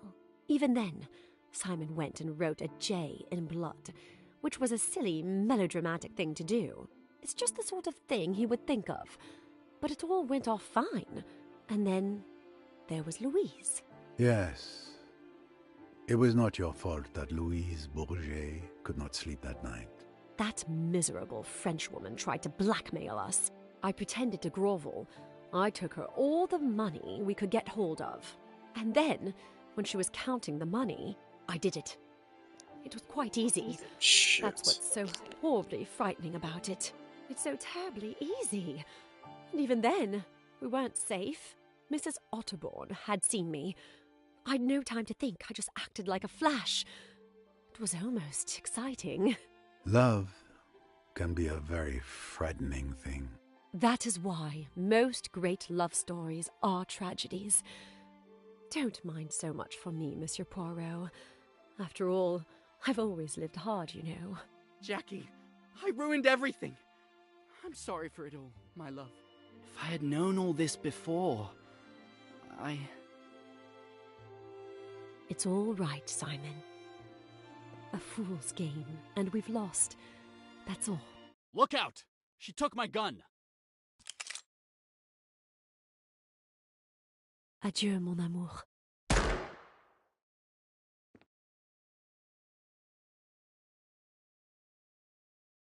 No!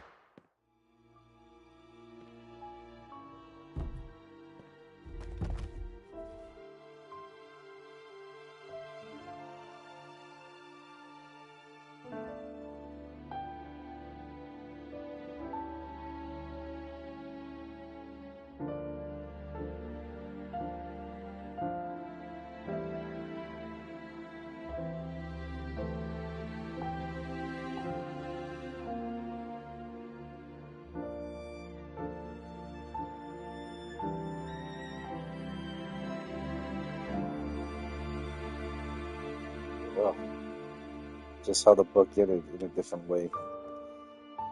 That's tragic. That's craziest shit you do for. Oh, epilogue. That's okay. So I was right.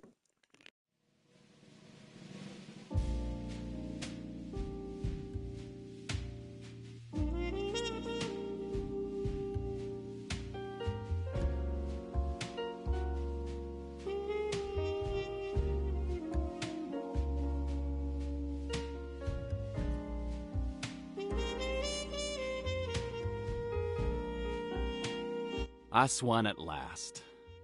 Still trying to absorb one shock after another. And how are we greeted upon our arrival? A day of police interrogation. We didn't reach the hotel until now. Oh, my feet are killing me. My back. The police might as well have beaten me. What brutes. Oh, those embarrassing personal questions, as if I were a criminal when we already know the truth. Yes, the police could have simply relied on Monsieur Poirot's explanations. It would have saved us from wasting our entire day at the police station. Fortunately, we're leaving tomorrow. They won't be seeing me in Egypt again anytime soon, I can tell you that. Thank you for assisting me with the official statement to the police today, Miss Royce. Repeating it all for the police requires great patience. I agree with you on that, Mr. Poirot. But I enjoyed the expressions on their faces as you explained the facts. It was my pleasure. At any rate, I understand we won't have to return there tomorrow. No, the Egyptian police can take over from here. The narrative I provided seems to satisfy them. The case will be officially closed. My God, I'm so hungry. Then let's eat. All this excitement has made me quite hungry as well, my boy. Ladies and gentlemen, your dinner is ready to be served. If you would kindly proceed to the terrace, everything has been arranged.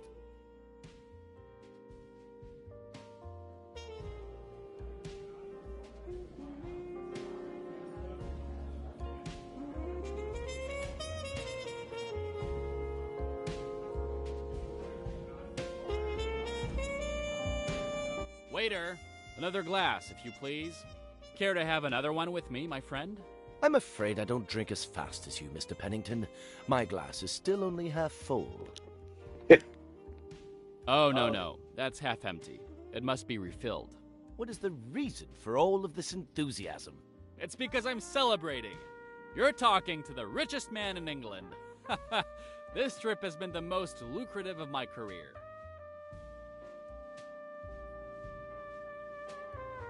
If it is not impolite to ask, what are you going to do when you return to England, Miss Rice? I'm not taking on any new cases right away. There's more I need to know about Emmy's murderers. I'm going to dig deeper into the Spire organization. A task very dangerous, I think. Do you have any idea where you will start? Yes, Richetti had a satchel containing some documents. I haven't had the time to look through them until now, but I'm hoping they'll give me some leads. It is a big case you're tackling, Miss Royce. A dangerous one. I wish you the best of luck. Please keep me informed. And if there is anything I can do, please just ask. Waiter! Actually, just bring me the bottle. That'll be quicker.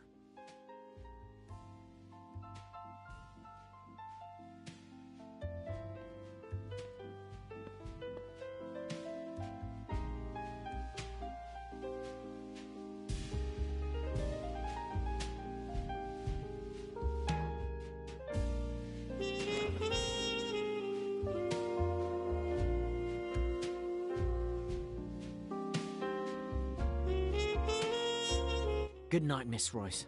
Good night.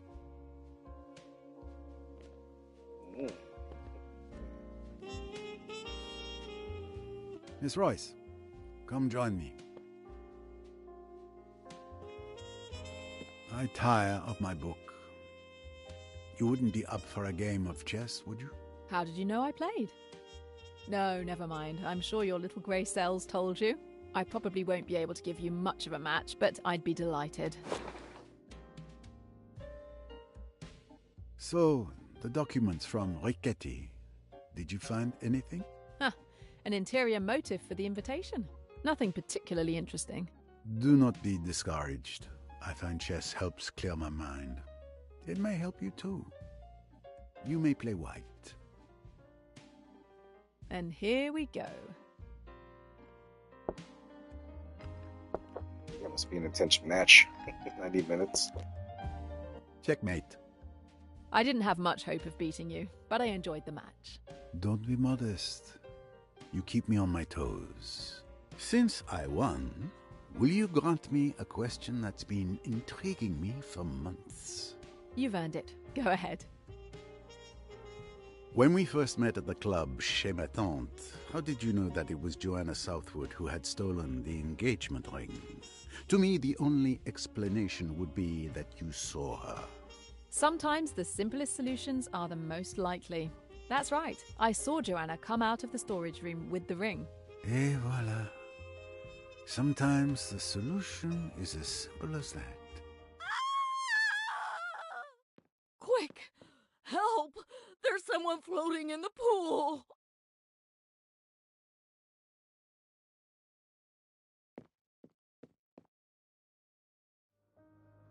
Oh no! Who is it? It's Mr. Pennington! I checked his pulse. He's dead. He drowned? This is horrible. What a tragic accident. A rather odd accident, wouldn't you say? What do you mean? The man had been drinking non-stop. Wait, you're not seriously suggesting this could be another murder, are you? Not here? My God. That would be a nightmare for the hotel's reputation. Mr. Poirot, we can't call the police. If they come, it will cause chaos. We'll have to close down. Please, Mr. Poirot, I am begging you. Can you help? I will see what I can find. But the police must be called when I tell you. As soon as you give the word, Mr. Poirot, you have my word. Like some help? Thank you, Miss Royce. But what I do now, it is not precisely correct. If there is blame, I would prefer it land on me alone. Okay, but I can at least get Dr. Bessner to examine the body. Thank you again, Mr. Poirot. I'll head back to the front desk and keep the guests and our staff from the pool area.